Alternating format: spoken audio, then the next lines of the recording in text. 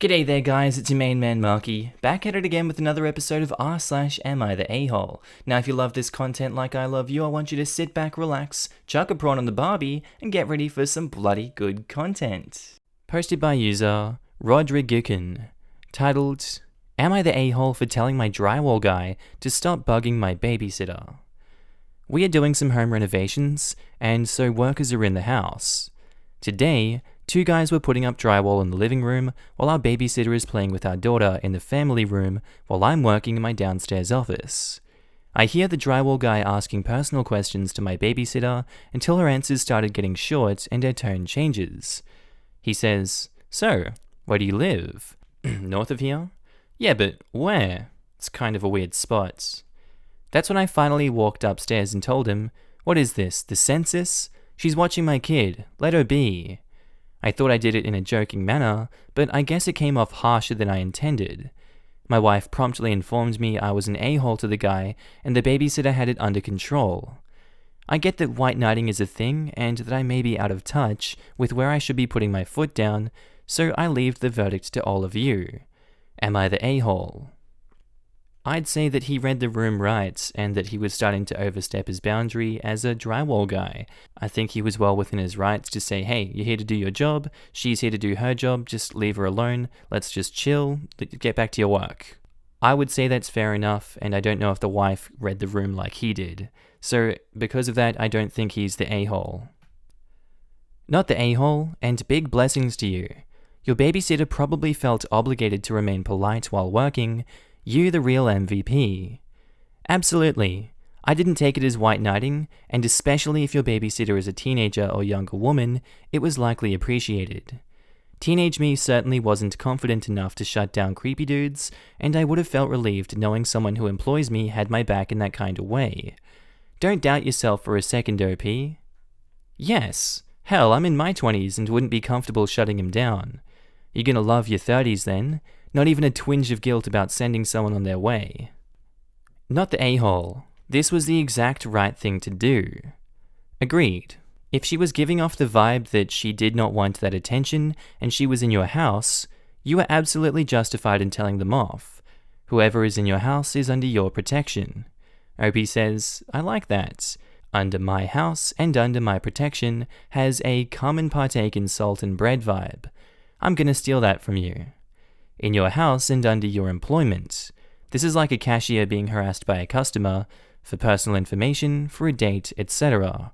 And their manager walks up and puts an end to it because the employee cannot fully express their discontent without jeopardizing their role by being rude to said customer. Red, declining the attention they're getting. Not the a-hole. That's creepy. Likely better to have said, "Please don't interrupt my babysitter. She has her hands full with her work and needs to be fully focused on my children." But what you said is fine. And it's certainly not appropriate to have the babysitter fend for herself.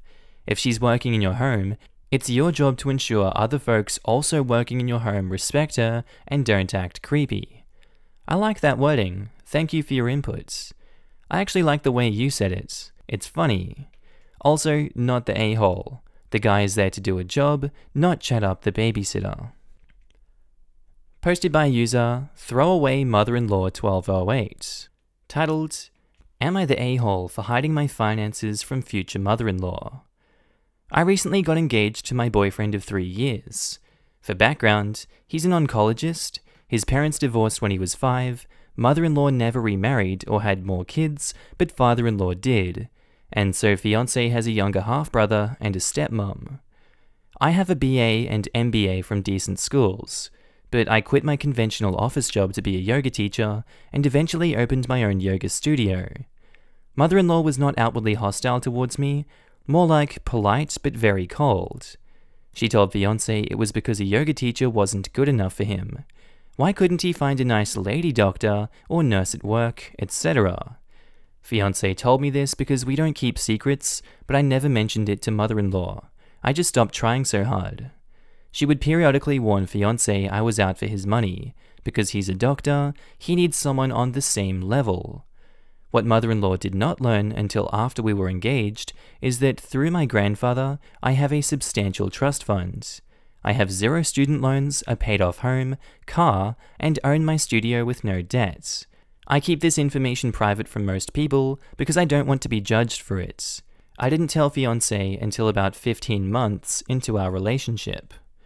When we got engaged, she was telling fiancé he needs a prenup, and that's when he told her about my finances. She lost her mind. Told him he and I should not have withheld that information. We were disrespectful, deceitful, manipulative, etc. She then started trying to act like my best friend. I maintained a polite distance. She asked my fiancé why, and he told her that I knew he didn't like me because a yoga teacher isn't good enough. Yo, she turned on the waterworks, tears, sobs, said he should not have told me and that he ruined her relationship with her future daughter-in-law. I think she's full of it. His father and stepmom have been kind, accepting, warm, and loving to me since the day we met. It didn't matter that I'm just a yoga teacher. His mother insists I and my fiancé are cruel and deceitful. I think people like her are the reason I am right to hide my financial situation. Fiancé thinks we should apologize just to smooth things over and clean the slate. I have no interest in doing so am I the a-hole. Edit. For those asking, my fiancé would defend me when she insulted me. She did know I owned the studio, but assumed that I financed with loans. He did not have my explicit permission to share my finances with her, but was so sick of her harping about a prenup, he wanted to shut her up. As for all the advice about the prenup, this was always the plan, which my fiancé is obviously fine with. She's probably going to lose her mind. I've poked around on Just No Mother-in-Law, and I think my fiancé is what people refer to as a surrogate spouse to his mother. Another incident comes to mind when she started crying where he wanted to spend his birthday dinner on the day of his birthday with me instead of her, and offered her the day before or after. That's clearly not healthy. Yeah, I definitely don't think they're the a-hole for this. This man has a very unhealthy relationship with his mother-in-law, and through my extensive research of the Just No Mother-in-Law subreddits, I can clearly say that she has a lot of problems that she needs to sort out, and he needs to sort it out with her. If that comes in the form of he needs to limit contact with her for a while or cut her off for a bit, because the toxic mentality continues to spill into their personal lives, then so be it. But either way, Opie is not the a-hole for holding back her finances this long, and I still question why he decided to disclose that to her. That's kind of like, I understand why he did it, I still don't know why he did it, though. It seems a stupid thing to do. He should know his mum more than any of us. Not the a-hole. Keep an eye on how much your fiancé wants to placate his mother. That he thinks you should apologize for her bad behavior just to keep the peace is worrisome. Your finances as a single person and the finances of both you as a married couple are none of her concern. She was wrong to ask about them, and she was wrong to try to tell her son what to do. Any truthful apology that I can think of would probably not suit. I am sorry for thinking that you meant it when you said a yoga teacher wasn't good enough for your son. I apologize for not realizing how interested you are in things that are none of your business, like my finances. Ha! Perfect answer. Sorry you're such a shallow person. I hate how much value is placed on money, etc. Sigh.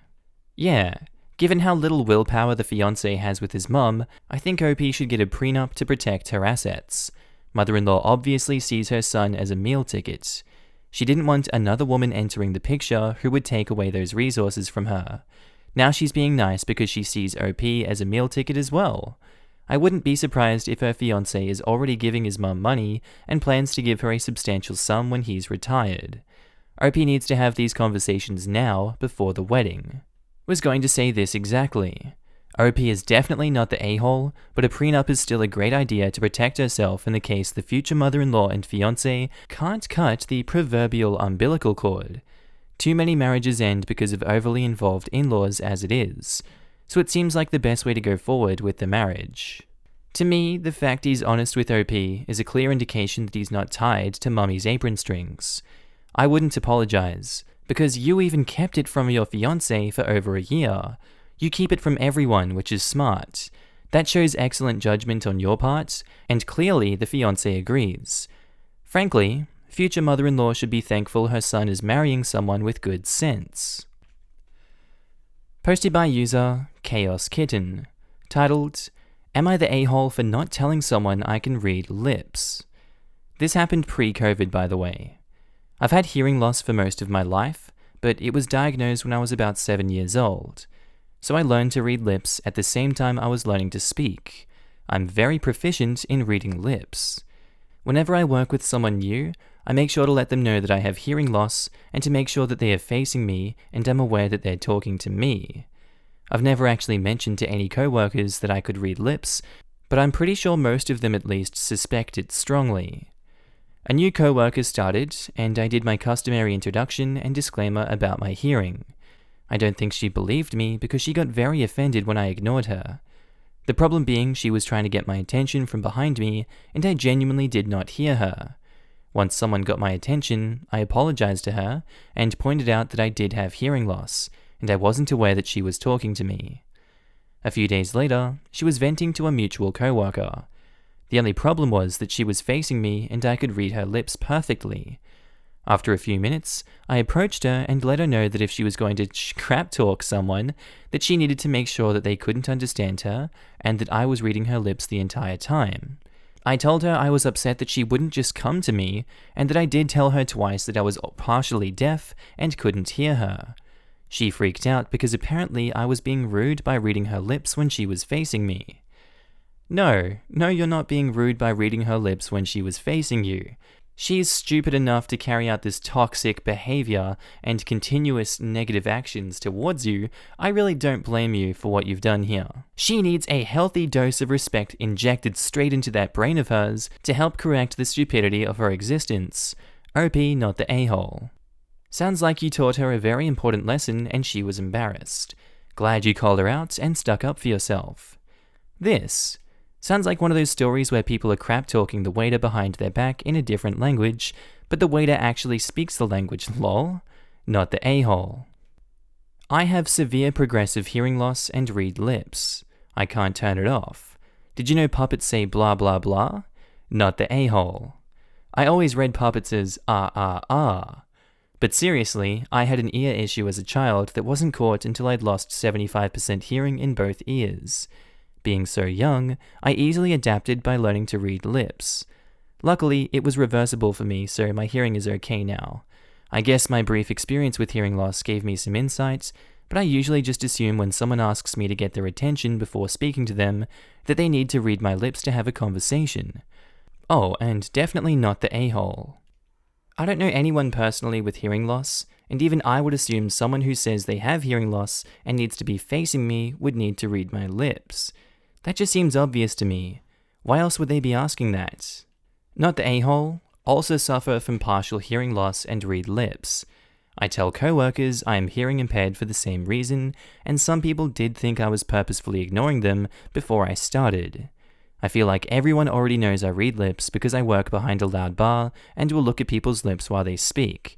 But it's not some superpower lol, and it's not rude to do. Don't talk crap if you don't want them to find out. Honestly, I feel like everybody I work with knows I can read lips, because multiple people have commented that I'm always staring at their lips when they're talking, and I'm just going like, well, yes, of course I am, what do you want me to do? Posted by user FoxyCake7437, titled, Am I the a-hole for giving a company my honest opinion on their interview process when they asked for it? I applied for a job a few months ago. It was a completely online work-from-home job, regardless of the current situation, so all communication and process was done online. This was for a retail consult position for the online shoppers. They could seek advice from the consultant if they needed help choosing products. I received an email saying that they would like to interview me. Sweet. I got an email link for a Zoom call the next week. I had no idea how many people would be on this call or who I would be talking to. I joined the call, and there's like 30 of us on there. The hiring rep tells us all to mute ourselves, as we will be listening and not talking. We proceed to sit through a 2-hour presentation on the company history, their finances, goals, and every little gritty detail that nobody actually cares about. At the end of the presentation, they told us that they had been watching our faces to see how our engagement was during the presentation to determine who would move on to the next interview step. They said they would select 5 people out of the 30 on the call. After the call, they wanted us to write a 3-page essay about a particular topic from the list they provided us. We had 2 hours to turn it in. Well, I did not get selected and received the email the next day. Along with that email was an attached form they wanted, reviewing the interview process with a blank box at the end to give them our honest opinion on the interview process. I told them honestly that I found it a bit inappropriate and not very well organized that I had to dedicate 5 hours of my time to an interview for a position they weren't even considering me for. I explained that had I been in the final pool of candidates, it would have been fine, but having me watch a 2-hour presentation on the company and write up a 3-page essay just so I can be weeded out in the first step was just not the business. I received a nasty email back from the hiring recruiter saying that they're glad they didn't hire me with that kind of an attitude and just a bunch of other rude stuff. I didn't reply. My boyfriend and mum think I was out of line and that if I really wanted the job, I wouldn't have an issue with doing all of that work. Again, I wouldn't if I was actually being considered for employment, but I just found it weird that I had to go through all that as a preliminary screen. Am I the a-hole? Edit, a lot of people are telling me this is an MLM/pyramid scheme. It looks like it, but it definitely wasn't. I found the job on Indeed. They are a company similar to Ulta/Sephora who sell their own products as well as other brands. The job was basically to be like an online Sephora employee where people could request help matching foundation shades, asking skincare questions, etc. I'm just gonna say they're not the a-hole for this. They wanted honest feedback. They got their honest feedback. They wasted a lot of people's time in the process. That is not a normal interview online. They should probably check themselves before more people start talking out against them for this. Not the a-hole. I wouldn't have even made it to the end of the presentation. That is a bad way of interviewing candidates. Sounds very much like MLM/pyramid scheme practices too. Not the a-hole. I would have dropped out of that immediately. Not the a-hole also would have dropped out of the presentation. If I had somehow made it through and got told to do an essay, I either would have laughed and noped out, or they would have gotten 3 pages worth of some choice words. Yeah, totally not the a-hole. Sounds like really shady practices, especially with a rude email back in reply. Any decent company would accept that honest criticism to improve themselves. I mean, they bloody asked for it. Also, why the hell does the mum and boyfriend not support OP and not think it sounds sketchy as hell? I don't get their perspective at all. Sounds like they're desperate for OP to get a job or something. Screw that noise. There is an annoyingly prevalent idea that if you really want something, you will be willing to jump through any number of ridiculous hoops to get it and will never turn around and say, "What the hell? This is stupid." People who are absolutely desperate usually will put up with a lot of crap, even if they know they are being taken advantage of on the logic that a crap job is better than no job, and some people seem to mistake that description for dedication, leading to the, well, if you really wanted it attitude, to people who aren't that desperate. This entire process seems set up to find and take advantage of those people who really need a job and are struggling to find one given the current situation. Not the a-hole. If a company doesn't respect your time during the interview process, they won't respect your time when you work there. If they're unprofessional enough to send you a nasty response to honest feedback, that reinforces my perception that this is a crappy company that you're lucky to have avoided. I'd be tempted to leave a review on Glassdoor too, and warn other people off. Definitely write a review on Glassdoor. I'd be tempted to name and shame on r/recruiting hell as well, because that's just unacceptable behavior. Posted by user throwaway027399, titled, "Am I the a-hole for not telling my wife our daughter is a lesbian? Throwaway, my wife is on Reddit. My daughter, 24 female, is a lesbian, and I found out by accident when she was 15, and I saw her in her room kissing a female friend. She didn't realize that I saw them, so I just moved away slowly and quietly. I told her the next day what I saw, and she came out to me. I told her it was okay and that this wouldn't change anything in our relationship. I suggested she tell her mum/my wife, and she said she would tell her one day when she's ready, but I should keep it a secret. I asked her why she didn't want to tell her, and she said her mum has a big mouth and she didn't want other people to know, especially her grandparents. My wife's parents are homophobic. So I just let it be and kept the secret as it wasn't my secret to tell. Well, my wife recently found out when my daughter brought her long-term girlfriend home, who is now her fiancé, to introduce her to my wife. I've known about this girl since they started dating, even met her parents.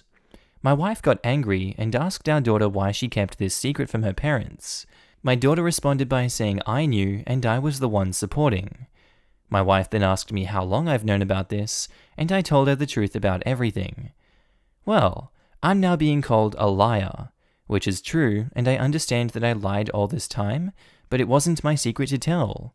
She's accused me of living a double life and sneaking out at night to have dinner with my daughter's secret lovers. Also true, but my daughter asked me to meet her girlfriend, and they asked me to meet her parents. I even play golf with my daughter's fiancé's father. Then my wife did what my daughter feared about telling her the truth. She called the whole family and some of her friends. Now me and my daughter are being called a-holes for keeping such a big secret. I'm being called a horrible lying husband. I just need the opinions of the internet strangers on if I'm the a-hole or not. I'm gonna go with not the a-hole on this one, and we can see her immediate reaction. She's not understanding, she won't take your side on it. She just yells at you, yells at the whole family, gets them to go against you. I don't blame you for keeping the secret from her in all honesty. Look what's happened as a result of it. But it had to come out at some time, and that time is now, and sometimes we just have to deal with the consequences of our actions, even if you're not the a-hole in this situation, which she is. Not the a-hole. Sounds like your daughter was right to hold off telling her mum. Your wife is making your daughter coming out about herself instead of supporting her daughter. That's despicable. Edit to echo other comments. You sound like a really good dad, OP. Edit 2. I'm a lesbian, so I can understand the daughter's position wholeheartedly, and I stand by OP making the right choice. The saddest part to me is that the daughter knew the mum would make it all about her, one way or another. Not the a-hole at all, and a good father. Not the a-hole. Maybe you can take your daughter away from her psycho-selfish mother for a couple days. I think it's important for parents to realize they're not entitled to their kids' deep thoughts and secrets. That information has to be earned. If a parent hasn't built a rapport of trust, then later finds out their child was hiding something from them, they better take a long hard look in the mirror instead of immediately blaming everyone around them. The mum's reaction only reinforced that she couldn't be trusted. The mum really missed a golden opportunity to show them she can respect boundaries. Not the a-hole. It's your daughter's decision when she tells people. The golden rule is to never out anyone. You did the right thing, your wife is probably just annoyed she wasn't trusted. Opie's wife is oblivious to the fact she's just reinforced the reason her daughter didn't trust her enough to confide in her. Thank goodness she's got one parent she can trust to have her back without using her as gossip fodder. Opie, you are 100% not the a-hole. Exactly. My mum found out I am gay and basically forced me to tell my dad because she didn't want to keep the secret. She was fine, and it was always her I was worried about telling, and that reaction just reinforced that I couldn't trust her. It's been years, and I'm still uncomfortable telling her things and telling my dad, who I would actually want to know, out of fear that they would tell my secrets. By keeping your daughter's secrets, you told her you can be trusted and that she doesn't need to be afraid. Completely not the a-hole. Not the a-hole. You respected your daughter's right to privacy, she asked you not to tell, you correctly suggested she should and respected her desire not to.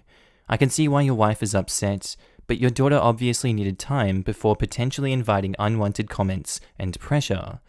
You've been a supportive father. If you'd told your wife, you would have let your daughter down at a stage when she may have been less able to cope.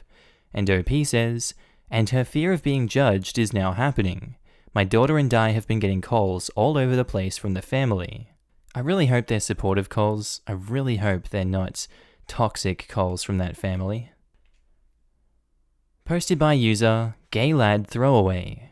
Titled, Would I be the a-hole if I failed a junior's probation period because he's reported me several times to the bosses? This is a weird one. I work in a digital agency. We hired a 19-year-old to pick up and learn how our business works for our digital sector.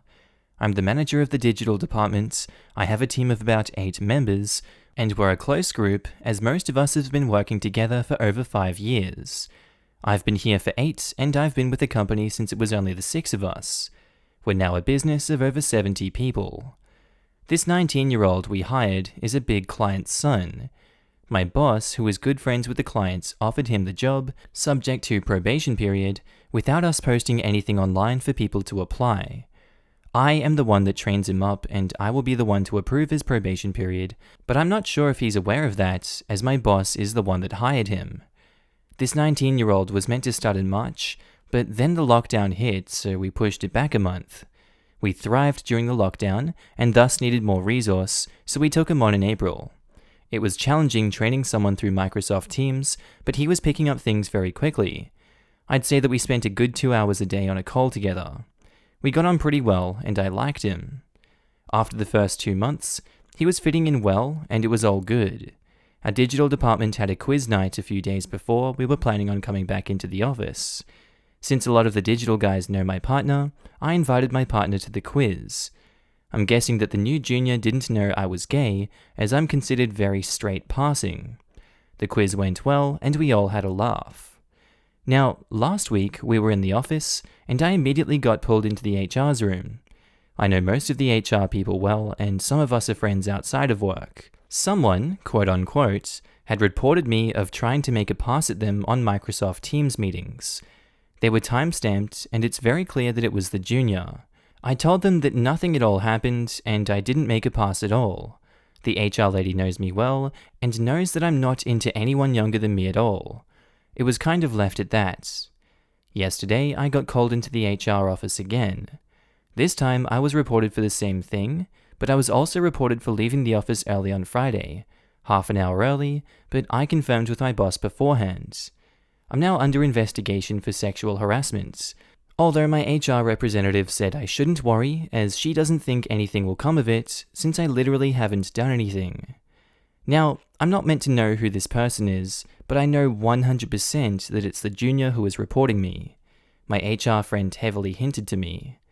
This is his last week of probation.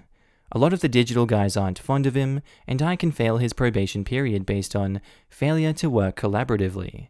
But he's a pretty good worker. I'm not worried about the sexual harassment investigation, since I have nothing to hide.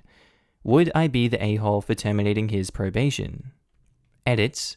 A colleague has found the junior's Twitter, same username as his Instagram and same DP, where he has stated multiple homophobic tweets, one that was posted a week ago that seems possibly directed about me. This has gone into my document, which I will be showing to my boss on Thursday. I have asked for the HR rep that is handling the case to join. I'm feeling a lot better about this situation, and feel like it will work out for the best for me. Edit 2, so the title is stupid. I apologize for that. It definitely makes it seem like I'm failing him purely based on him going against me, terribly worded. Yeah, whoa, that took a huge turn, didn't it? He just straight up, as soon as he found out he was gay, he's like, sexual harassment. I think we've got a very clear and cut case that this guy is not right in the head, and I don't think he's fit for that job, in all honesty, if at the first sign of just seeing you being gay, he tries to get you out of there based on false sexual harassment claims. The workforce has no place for people like that, and good riddance if he gets fired. OP, not the a-hole. Accusing people of actions they didn't commit is definitely bad for group cohesion. Personality clashes with the digital guys adds to it. Exactly. This reeks of homophobia, and he is willing to lie and abuse the company processes for his own ends. And even if you could get in trouble for giving this as the reason, and I definitely recommend you stay silent on these details, they are still very good reasons, not the a-hole. It's just so strange though. It doesn't seem to result to homophobia. He was so cool and fine with me before this quiz. We shared interests in weightlifting, gaming, etc., told him I'm into woodwork too, and was asking me tips on the best varnishes for his furniture, etc. I know I don't give off the gay vibe at all, but as if just this one thing seems to be the issue. I've thankfully never experienced homophobia in my life before, and never would have expected it from someone so young either. Not that it excuses anything at all, but I wonder if he has very little experience with gay or otherwise LGBTI+ people, and was shocked to find out that he had a genuine connection with someone from a group he had previously considered other. Maybe that alarmed him on some level and made him reconsider your genuinely friendly interactions and common ground connections through a malicious lens. 1. If he's the son of a big client, this is not going to go as smoothly as it might if he were unrelated to anyone. This client will raise a stink when his son is terminated. 2. Being terminated after he's made a complaint could be viewed as retaliation for making the complaint. Depending on where you are, this could also drag a lot of lawyers into the mix. 3. His claim that you've harassed him, then terminated him, can be viewed as supporting his claim. The HR people are not your friends, and their primary priority is protecting the company. Do not listen to them and sit back thinking everything is going to be fine. They are paid to protect the interests of the company in HR matters, not the employees. You may want to contact some employment lawyers and get some advice regarding how best to protect your interests. You may also want to sit down and gather documentation and organize your notes regarding his performance so that they can corroborate why you recommended not hiring him permanently. You need to sit down and document in detail every conversation with HR, copy all emails, as you may have suddenly find you've lost email access, and keep a log of all further discussions. Being right or innocent may be insufficient to save your job. And that's very good advice. I hope that he listens to that and takes that in. This is not going to be a quick situation. Am I the a-hole for changing the package pickup each time someone uses my email for orders? So pretty much, there's this guy who keeps ordering things with my email. He isn't using any personal information of mine, so I don't think it's a privacy concern. So back to the point. I will occasionally get emails from random websites about an order confirmation. I've never heard of most of these websites, and I know for a fact none of my family members used my email to buy something. With most emails, there's a number, name, and an address. I'm assuming it's the person's address attached. I've tried texting the number and even calling, but I've never gotten an answer. I'd always get emails from UPS to confirm the pickup and drop-off area. Ever since I've gotten the emails, I always change the location for delivery. So instead of it being delivered at his doorstep, it gets shipped to a post office 20 miles away. He can't change that since, like I said, it's all attached to my email. I recently got an email from the guy, and turns out the reason he keeps writing my email is because his and mine are almost identical. Imagine mine is ABC and his is ACB. So he always switches one letter, and therefore I get the emails. In his email, he calls me an a-hole for making the pickup so far. When I asked him why he can't just use his own email, he says, "It's always a typo I do, and I don't feel like fixing it because it takes too much time." I'm not even joking, that's exactly what he said. So, am I the a-hole for sabotaging this guy's packages? No, I would say you're not the a-hole. If he's going to be too lazy, I think you're well within your rights. I know it's not the most morally sound thing to be doing, but it is hilarious, and it's kind of just that malicious compliance continuously until he decides to fix his ways. So, I can see you being a little bit of an a-hole, but I think it's funny, so I'm going to say you're not the a-hole in this situation. Tell him it takes less time to change the typo than it does to go to a post office 20 miles away, not the a-hole. Yeah, like how difficult or time-consuming could that be? It would have been easier for him to go online and fix his email so he can stop bothering this man who was getting his confirmation emails. So now he has to do this to learn his lesson. If only every web browser these days had some sort of automatic form completion assistance built in. Big. Not the a-hole. Just start cancelling the orders instead. While you technically aren't breaking the law, you are skirting right up to the edge. Just start cancelling the orders. He'll get the point. I wouldn't even say you'd be close to breaking any law by cancelling. If I got a suspicious order by someone using my email, there's no way I'd do anything but cancel it. I think they meant they weren't technically breaking the law by changing the delivery location, and the cancelling the orders is the best route. What law? Breaking the law in this case is just a generic term for doing something illegal. They aren't referring to a specific law. And someone reckons maybe mail tampering, but I'm not even sure you could argue that. Posted by user, random username 34232. Titled, Am I the a-hole for telling my sister she has no right to judge my career since she's never worked a day in her life? I was over at my grandma's house with my mum, sister, brother, and 3 cousins and their girlfriends. For some backstory, I'm a male midwife, and I recently completed my degree and am currently doing my graduate year. I do really enjoy my job because it provides a relationship with your patients and allows a lot of flexibility, and it pays pretty well too. I'm 25 and making $78,000 a year. I ended up doing midwifery after nursing. I know Americans say midwifery, it's just I've always heard midwifery. My sister has always criticized my nursing career as not being manly enough, and has told me women don't like feminine guys, and I'd have trouble finding a wife, etc., and usually I just put up with it since I don't want to cause any drama in the house. But I reached my boiling point today. For some information on my sister, she has genuinely never worked a day in her life.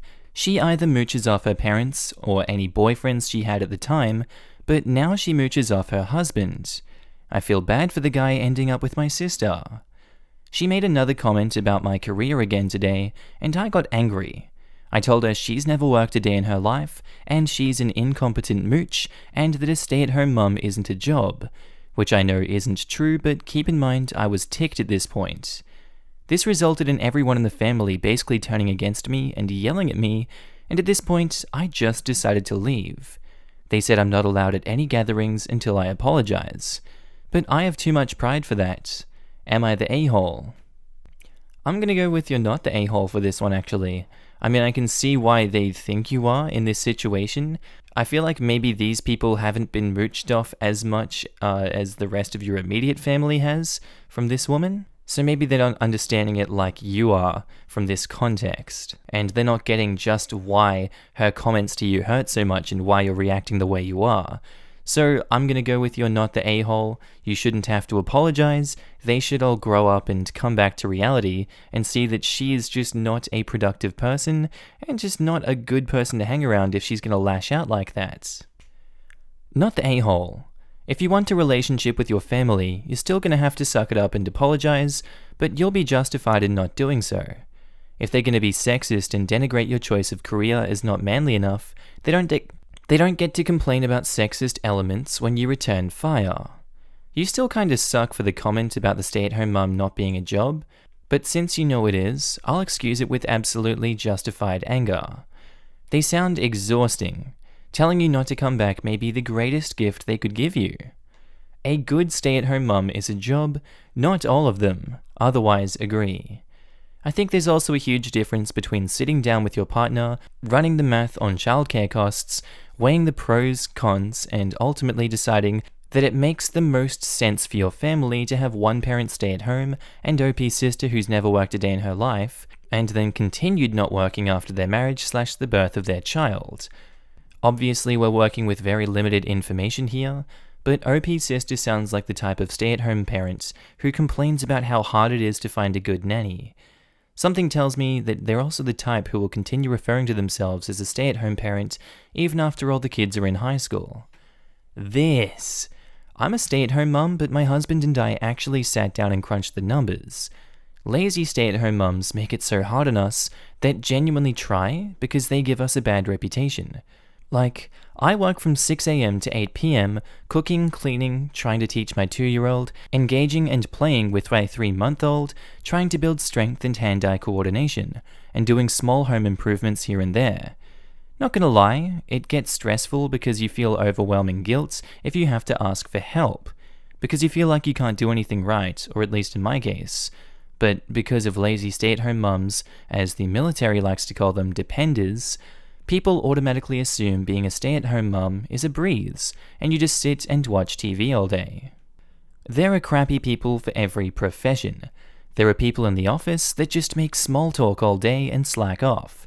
There are construction workers that mostly stay at the side and give crappy advice, and there are stay-at-home mums that watch TV all day. That doesn't mean the whole profession is a train of laziness. I know for stay-at-home mum it is worse than for other professions, but most people know that if you do it right, it's a crap load of work with its own challenges and struggles. No shame in asking for help. Back to the point. Not the a-hole. I mean, she is insulting you because your job isn't manly enough. I mean, she can screw right off. Absolutely. Agree. So she can constantly insult him and his livelihood, but he insults her once and it's suddenly not okay? Dude, you'd probably be better off without all of them. Sounds like the entire family coddles her anyways, so yeah, he's better off without them. Posted by user DadTroubles92. Titled, Am I the a-hole for being too hard on my daughter after she got expelled? The whole expulsion happened around 6 or 7 months ago, but it's still something that my husband brings up whenever we argue. I'm gonna shorten the whole story on how she got expelled a little because it's a bit long, but in short, her and her friends bought a bunch of stink bombs, silly string, and eggs, and one day during a school-wide assembly, they snuck out and threw the stink bombs all over the school, silly stringed the whole place, and then went into the principal's office and stink bombed, stringed, and egged the entire fudging place. They clearly didn't think it through though because the place has cameras and they got caught. They did all this just to pee off the principal, which is so beyond stupid to me. The next day my husband got a call and he had to go into the school. They told him that she was being expelled, and although he called me to tell me something, he only told me that she got into trouble, not that she was expelled. When I got home, I asked him about it, and he told me what had happened. To be honest, I did get mad. I was beyond ticked at her for doing something like that, and I let her know that. My husband literally didn't do anything to her after he found out. He let her keep all of her things and didn't even talk to her about it. He just let me handle it all, which annoys me. I was the one who had to take all of her things. Then after calming down, I was the one who sat down with her and let her explain herself a little. After she explained, it really did trigger me all over again because I just couldn't understand it. As soon as I started to raise my voice at her, my husband started to tell me that it's okay and that she's sorry and that it's fine now. I ended up yelling at him too because he kept trying to be her friend rather than her parent. And he argued back saying that if she apologized, then we should leave it at that and that I'm doing too much. She only recently got back her electronics and some privileges, but my husband keeps arguing with me saying that it was long ago and I just need to forget it. I still don't get his POV or what he's trying to say, and I just think he's being ridiculous. Am I the a-hole here? Edit, thanks for all the feedback. I've read through every single comment and I've realized the mistakes I've been making. My communication levels with my husband are definitely flawed and need some serious improving. The parenting advice is very helpful. I guess I'm not a parent in this situation, and taking into account that edits and everyone's actions here, I think you've just got to say that everyone sucks here. Like, the daughter sucks for doing that, for sure. The mum sucks for blowing up and continuing to attack, instead of taking different avenues that are healthier and better for everyone's psychological health. But I don't know if the husband sucks. Because at that point, the damage is already done. He's just trying to de-escalate the situation, and she continually tries to escalate it. I do think that some people can argue that he sucks for not punishing her and, helping her change her ways, and I can understand that too. So I guess there is elements there where he does suck, but I'm struggling to understand it. I think the comments will help me out. But I guess the judgment here is everyone sucks. Everyone sucks here. Your husband shouldn't force you to be the bad guy. That's bullcrap and is just alienating you from your daughter. 6 months is a long time to punish someone for one dumb move. Trust me, my mum did some crap like that to me and it did not turn out well. Try figuring out a way to connect with your daughter in a rehabilitative way instead of a punitive way. To be honest, even if what the daughter did was dumb, she got expelled for it. Her daughter made the choice to prank the school with her friends. My mum would have put me 6 feet under if I ever did anything to get expelled. I'm gonna say not the a-hole. Actions have consequences and she had to learn that. I honestly don't know how some kids and teens can do stuff like this. Just the sheer thought of what my mother would do to me if I even talked back to my teachers makes me want to die Kermit style. Not the a-hole. It's not really about her and what she did though, it's about him not supporting you and presenting a united parental team during a situation that warrants discipline. By forcing you to be the disciplinarian, he gets to continue being her friend instead of her parents, and gives her the opportunity to pitch the two of you against each other to deflect attention from her own actions. He's not pulling his weight as a parent, and that would keep me angry for months too. which is probably making OP feel the need to double down even more harshly on the punishments because she feels like she's the only parent who's dealing with it, which isn't exactly fair to the kid. But it's also not fair that OP is the only one taking responsibility for their child's lack of discipline and good decision-making skills. Everyone sucks here. What your daughter did was crappy, your husband's inability to discipline at all is awful, and your current plan of grounding her for what, a year? Is far too extreme of a punishment for the crime, especially when there was also a natural consequence of getting kicked out of the school. There is a middle ground here for everybody that is completely being missed. I don't consider it to be extreme. She got expelled. She didn't stink bomb one room in the school. She stink bombed the entire school. My mum would have put me 6 feet under for just doing that. Her punishment was taking away electronics, which, to be honest, isn't that extreme. Her daughter needed to learn that actions have consequences, and the consequences to her actions ended up getting her electronics taken. Not gonna lie, after this, I'm kind of leaning on that the OP is not the a-hole for this one. They're kind of being victimized by the husband, and I don't support that now. Posted by user Throw a Dildo. Titled, Would I be the a-hole if I told my girlfriend that my dog is not her dog? I've been with my girlfriend for almost a year. I have a 2-year-old dog. She is super sweet and a great dog. I am the sole caretaker for her. I pay for everything for her. Lately, my girlfriend has been referring to my dog as our dog or as her dog to other people. I know she loves her and probably means it like I love her as my own, but it's starting to annoy me. Especially now that we live together. She's our dog, yet all the responsibilities and finances fall on me. Would I be the a-hole to tell her I don't like her calling her her dog if she does absolutely nothing to take care of her? I mean, if she helped out with the bills, food, walks, etc., then yeah, that would be fine. But how are we in equal footing as owners if I do everything? That's a very good question. My question is, why this argument? What's the point? Why is it affecting you so much? I don't understand. I can see where you're coming from, but it is so minor. I think OP is the a-hole for blowing up like he is at the girlfriend. I think the girlfriend is the a-hole for claiming so much ownership and not looking after the dog. It's kind of, you're in a relationship with this person. You should have those split responsibilities. If you want to claim the dog so much, I understand that. But I don't get why OP is being so angry at her. So I'm going to say everyone sucks here as a result of that.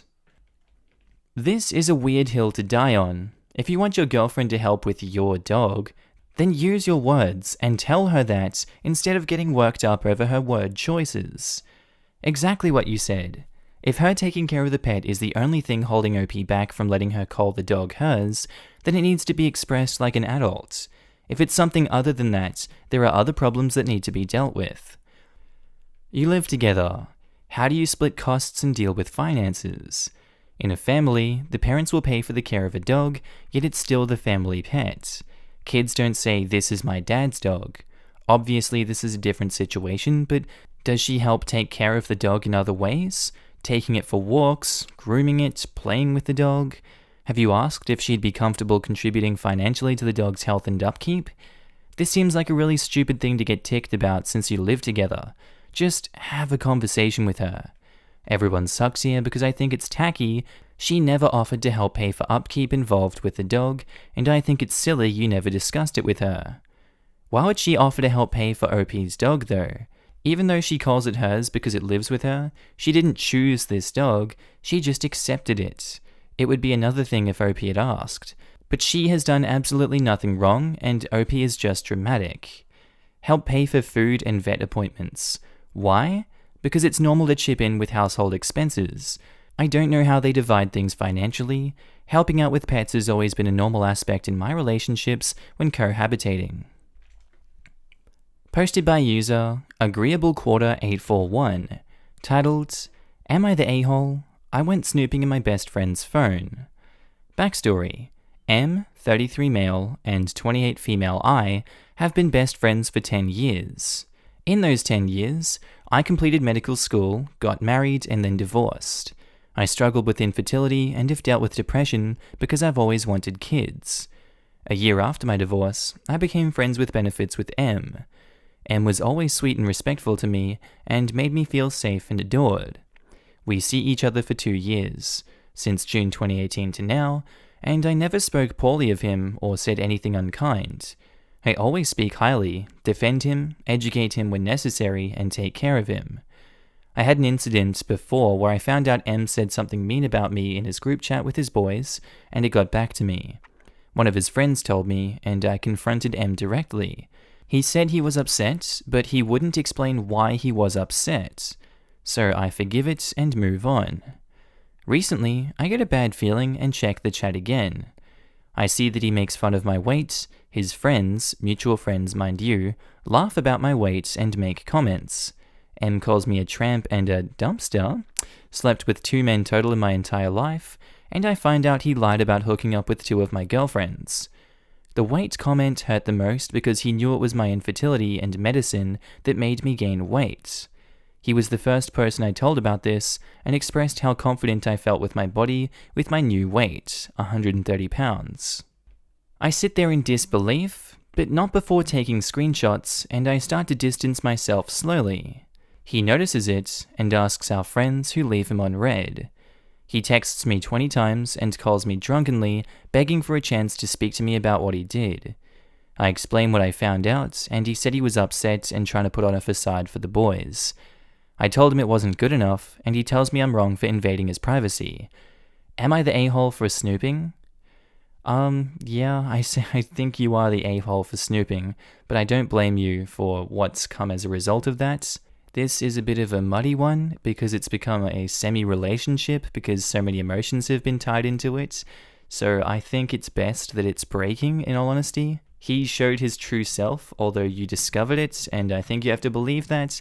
He's not a good person to hang around. It's only going to happen again. I feel like it's happened in the past, it's happened this time. Why wouldn't it happen 3rd time, you know? So obviously he sucks, you suck for snooping, but I think this is for the best. But everyone sucks here. Ugh, I hate these. I'm saying everyone sucks here. Yes, snooping is wrong. Everything he is doing is wrong. You are much less an a-hole, but as you acknowledged, you shouldn't have invaded his privacy. At the same time, it's so worth it for you to know this info and move on with your life and no longer waste your time. Also, 130 is so tiny, I can't even fathom mocking that weight. I was going to comment about the weight. I'm 130 and I'm pretty small. Nah, this dude doesn't deserve his privacy if he's going to be that crappy and dishonest. Full, not the a-hole. And they said I was 120 before medication and procedures. He was the very first person I told about it. It shattered my heart into so many pieces reading his comments about my tummy, and entertaining comments about my weight. This guy is abusive and disrespectful. Leave him, and please look into therapy and support groups. This is not normal behavior, and you do not deserve to be treated this way. Snooping is always wrong, and it's something you don't need to do in a healthy relationship. You invaded his privacy, but he wounded your ability to trust him. Don't stay with a person that demeans you to others. Cut him and all the people in that chat off. Everyone sucks here, which I hate saying, because the actions are in no way comparable. It's always wrong to invade others' privacy. I understand why you did it though. I hope you get away from him. And OP says, I actually created an email account and had a friend change the password. Sent a goodbye email to him, removed everyone in that chat from all of my socials. And good on you, OP. I really support that. Posted by user YXNG Scholar. Titled, Am I the a-hole for telling my mum that children with iPhones isn't that uncommon? So the story is that I asked my mum if I could borrow her phone, iPhone 8 Plus, to do something that required iOS 13 Plus. I have her old cracked iPhone 6 Plus, and iOS 13 doesn't support 6 Plus or lower. She asked me why I couldn't just do it on my phone. I told her that my phone doesn't support it, and she snapped and says, yes it does, it's the same Apple phone. It then spiraled into an argument about how I was ungrateful with the stuff I had. She then said, how many of your friends do you see walking around with an iPhone 6 Plus? I responded, I don't see any of them walking around with a 6 Plus. I see them walking around with brand spanking new iPhone X's and 11s. I really appreciate what I have, but this phone has its limits. Besides, it isn't uncommon to see children walking around with the newest tech Apple puts out. This made her even more mad, and she took my phone privileges for the time being. Lay it on me, Reddit. Am I the a-hole? Edits. So a lot of you guys are taking me explaining how most kids have the newest tech as me telling my mum that my phone is outdated and I need the newest one. I never said that. I'm fine with my phone. I like it. I don't want a new one. It's just the phone is limited. For example, you can't group FaceTime, which is what I needed my mum's phone for. I'm going to be controversial, and I'm going to say OP's not the a-hole. I think the mum is way overstepping her bounds for just abusing him like that and refusing to understand, hey, technology upgrades over time, and my old Samsung flip phone isn't gonna run the latest Apple spyware 22,000 technology we got going on. I feel like we need to be there in person listening to the tone of these people's voice. It's hard to convey intention over just text on a post, but yeah, I understand if people think everyone sucks here. I don't agree with that. I think OP's not the a-hole. Everyone sucks here. Your mum is the a-hole immediately blew up about the plain fact that older systems cannot support newer apps and technology. You're also the a-hole for making me feel like my iPhone 6 is dated and Stone Age. I love him, he's my baby. Of course he needs a portable battery, but he's trying. I apologize for belittling your iPhone, my bad. Apology accepted. Ah. Reading through the post and its comments, I was kind of on the fence, but my final determination is not the a-hole. I mean, tech changes very quickly, and I think your mum just didn't like being told she was wrong. If you were saying you deserve an iPhone X because everyone else has one, but you couldn't afford it, that's a different story and the initial vibe I got. But just explaining tech to a, how dare I say this, boomer, and getting yelled at because they refuse to be told they are wrong doesn't make you an a-hole. Not the a-hole. Sounds like your mum doesn't get technology, but also isn't good at admitting she's wrong.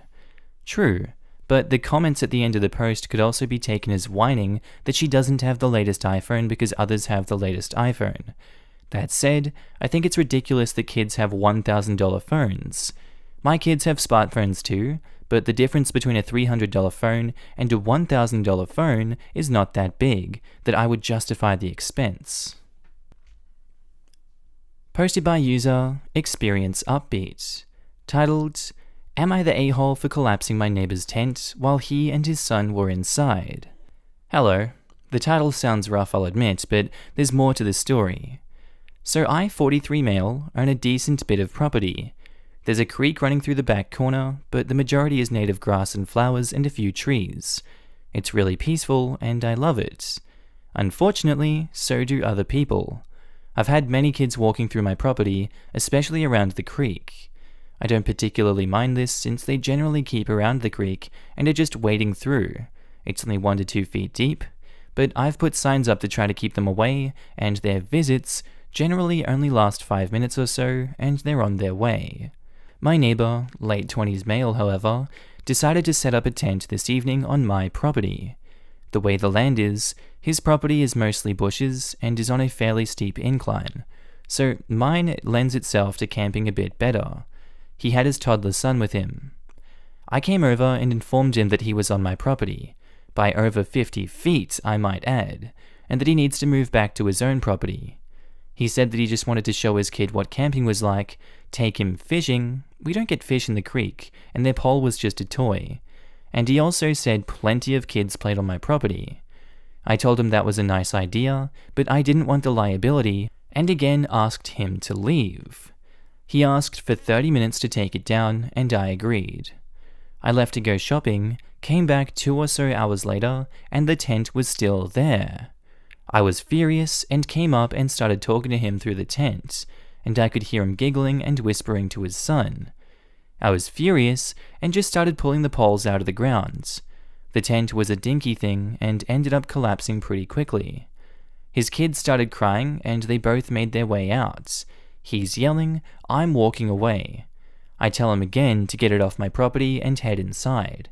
He starts packing everything up. My wife was watching from inside and asked if all that was necessary and thinks I'm an ass. The way I see it, He was a trespasser and a liability. I had the right to get him off my property, however I see fit. Am I the a-hole? I'm gonna say yes, you're an a-hole, but he's an a-hole too for not leaving the property when you had requested him to. I get the magic of spending time and camping with your kids, but you have to do that in a respectful manner, and he gave you plenty of time to set up and just move back onto your property.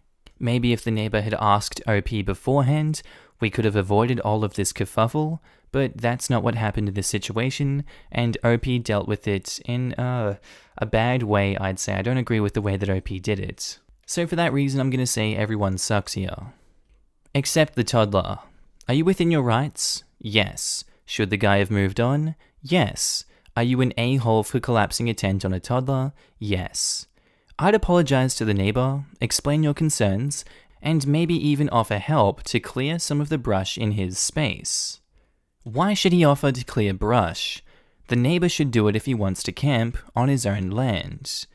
An hour or two clearing brush and building goodwill with the neighbor is cheaper and easier than installing extensive barbed wire fencing. Not if you don't want to be friends with your neighbor. There's a lot of space between friendship and constantly fighting. I mean, you do you. It's your blood pressure and your stress ulcer. I wish more people thought this way. You're right. A little bit of civility makes life nicer. You do you, indeed. Not the a-hole. You asked him to leave and gave him a time frame. He didn't respect that, and instead laughed about the situation as if it were a joke. He essentially taught his kid that it's okay to do whatever he wants, in addition to being disrespectful. I do want to point out, however, that since your concern was liability, it might not have been the best idea to collapse a tent on a child who could suffocate. Seems pretty unlikely that the kid would suffocate with two adults right there. Two adults with no common sense, mind you. I agree with the not the a-hole judgment, but there's pretty much zero chance of suffocation in a collapsed tent. If that was a risk, you'd get a lot less people camping. And Cicinida Bayou says, I have a big problem with random people cutting through my property to get to a store down the street. Problem in that is that part of my land is wetlands and I constantly have trees falling. Someone gets hurt or worse, killed, I get sued. No trespassing signs did not work. Asking them did not work. Confronting them did not work. Sometimes, for it to get through thick heads to not trespass, you have to go there. It took calling the police several times, and eventually a firearm, to make these random strangers understand that my yard and property are not their personal roadways. Yes, it sucks that that little kiddo cried, but in this case it was the dad's fault for not listening and not vacating like he said he would. You are not entitled to set up camp wherever you want, just because you have a toddler. The dad is the a-hole, Opie is not the a-hole. I am honestly surprised at the "you collapsed the tent on a toddler" comments. The neighbor strikes me as one of those people who tries to put their kid in front of them to excuse their behavior, like, don't get mad at me, I have a toddler. And it's those types of people who are quick to jump on the lawsuit wagon because something on your property harmed my child. OP is totally in the right for protecting their property. He might not have minded if his neighbor came to him first and asked about pitching the tent. Instead, the neighbor took it upon himself to park himself there and stayed after he promised he would leave. Like, come on, buddy. A tent isn't hard to miss and you are asked to pack it up. Am I the a-hole for ignoring my stepmother in front of her boss? So, I've been living with my stepmother and dad for the past few months. I really dislike my stepmom. She's always insulting me for things that aren't fully my fault, like being socially anxious, and she doesn't treat me like a family member. She also refuses to use my real name, because that's her other, older kid's name too. She calls me by my middle name instead, which I absolutely hate.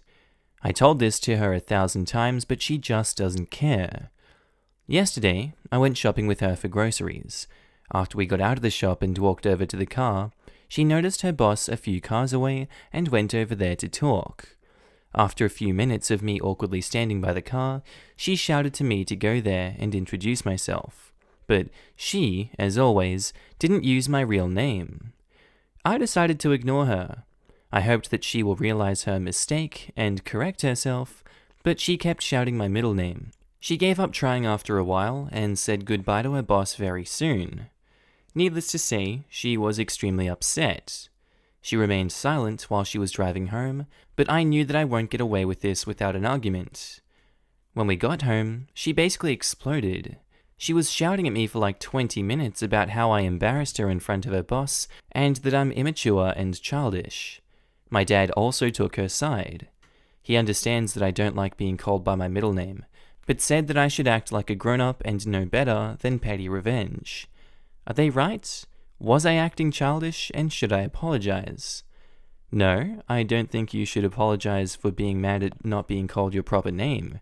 Kind of a very childish thing on her end. I'd say it's more malicious compliance than petty revenge, but that's just me. Update. So I talked to her.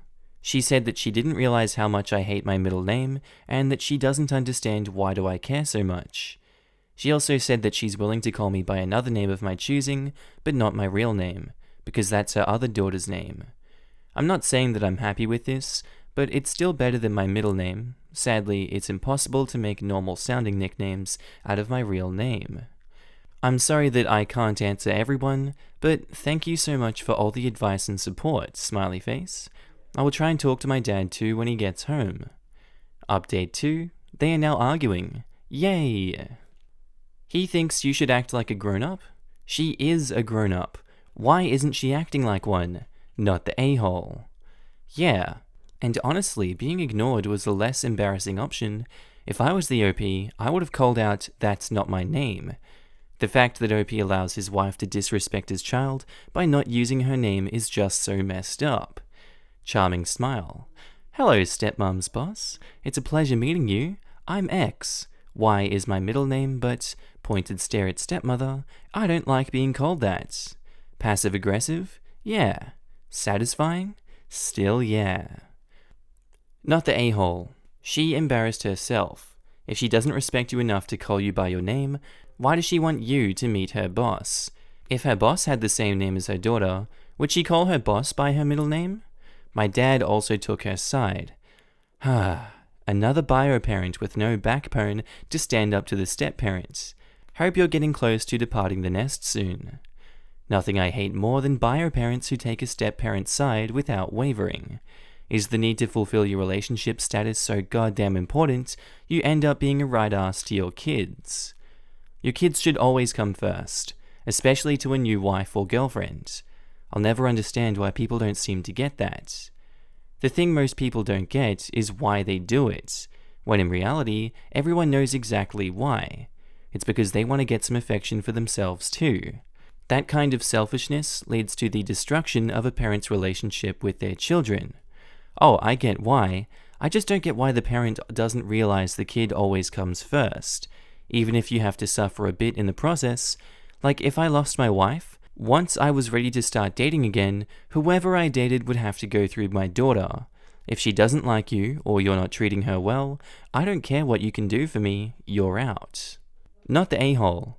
Does your father call her kid by their middle name because he has a child with that name already, or does he simply have no backbone? Option 2 for certain. Another one of those coward dads who's only out to impress his new family at the expense of the old, I bet. Update. Am I the a-hole for ignoring my stepmother in front of her boss? So after the post, I had a long talk with my dad. I told him how much I hate my middle name and that I deserve to be called by my real name. Thankfully, he listened to me for once. He agreed that it's disrespectful towards me and promised that he'll try to peacefully convince my stepmother. Well, sadly, it didn't go as he planned, and they ended up arguing about basically everything, not just me. I didn't want to eavesdrop, but I overheard some things. It was mainly about the kids, money, my dad working too much and my stepmom not working enough, and I suspect that my stepmom cheated on my dad or wanted to cheat on him, but I'm not sure. After a few days, my stepmom left without a word, and now she rarely comes home. Her relationship with my dad is probably over. I just feel so guilty because it was me who ruined their relationship. I just wanted to be called my real name, but now they broke up and they both hate me for ruining their family over this minor thing. Edit, thank you so much everyone for the support. Yeah, I'm just gonna say what a lot of comments are saying. There is no way in hell she broke the relationship. Maybe this little fight was the straw that broke the camel's back, but there is in no way that she is the one that caused this. You didn't ruin their relationship. If their house could be toppled over you asking for respect, it wasn't built on a strong foundation. This is not your fault. They are adults. They ruined their own relationship. You're the kid. That they are in any way throwing blame on you is ridiculous. In fact, they're being immature a-holes for letting you believe any of it is your fault. Absolutely. And the fact that the kid was acting more adult than the adults does not change this basic fact one iota. Not the a-hole. Their relationship problems are not your fault. Not at all. Honestly, sounds like your dad might be better off without her in the long run, but I swear it's not your fault. OP says, I know that it's not my fault that they had problems with their relationship, but if I hadn't made a fuss about it, they would still be together. But thank you. Then, if anything, you help them decide to get out of a bad relationship sooner rather than later, saving everyone time and more heartache. Thank you, that's a good point. I just hope my dad could see how toxic she was, and that he will get over the breakup soon, because he really is angry and mean recently. I'm so sorry. If you think this would help, maybe you could gently remind him that you know he's in pain, and you're sorry that she wasn't the right person for him, but it's unfair to take his anger out on you because you're his child and only want it to be respected. Apparently that might not be good advice according to some comments below that. Not the a-hole here either. That relationship was already coming apart at the seams. You just couldn't recognize the signs until now. Yeah, you're probably right. I think that definitely must be the case. A relationship that was strong wouldn't have fallen apart over calling someone by the right name. If they disagree about money or work, or especially if there was cheating, there would have eventually been an argument and it would have come up. I know it can feel like if only you'd kept it quiet, it wouldn't have happened. But if they had issues they were avoiding, something would have set it off eventually.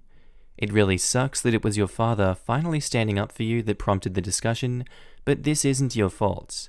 It's your father and your stepmother's. They had lots of opportunities to sort things out and still do.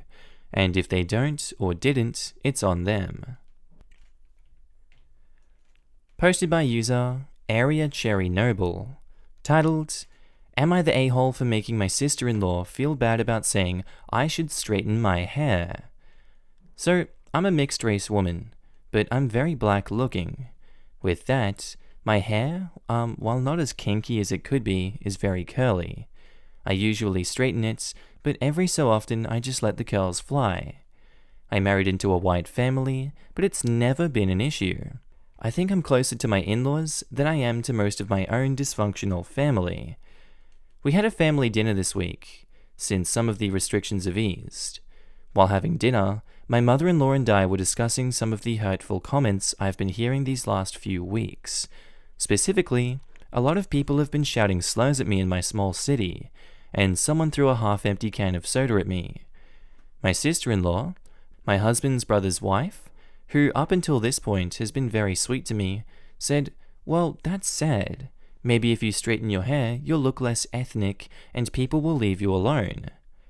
I just gaped at her for a moment and then said, well, my hair had been straight every time, and even if it wasn't, I don't see why that makes it okay for someone to call me a black expletive in the parking lot. The table went quiet and got awkward.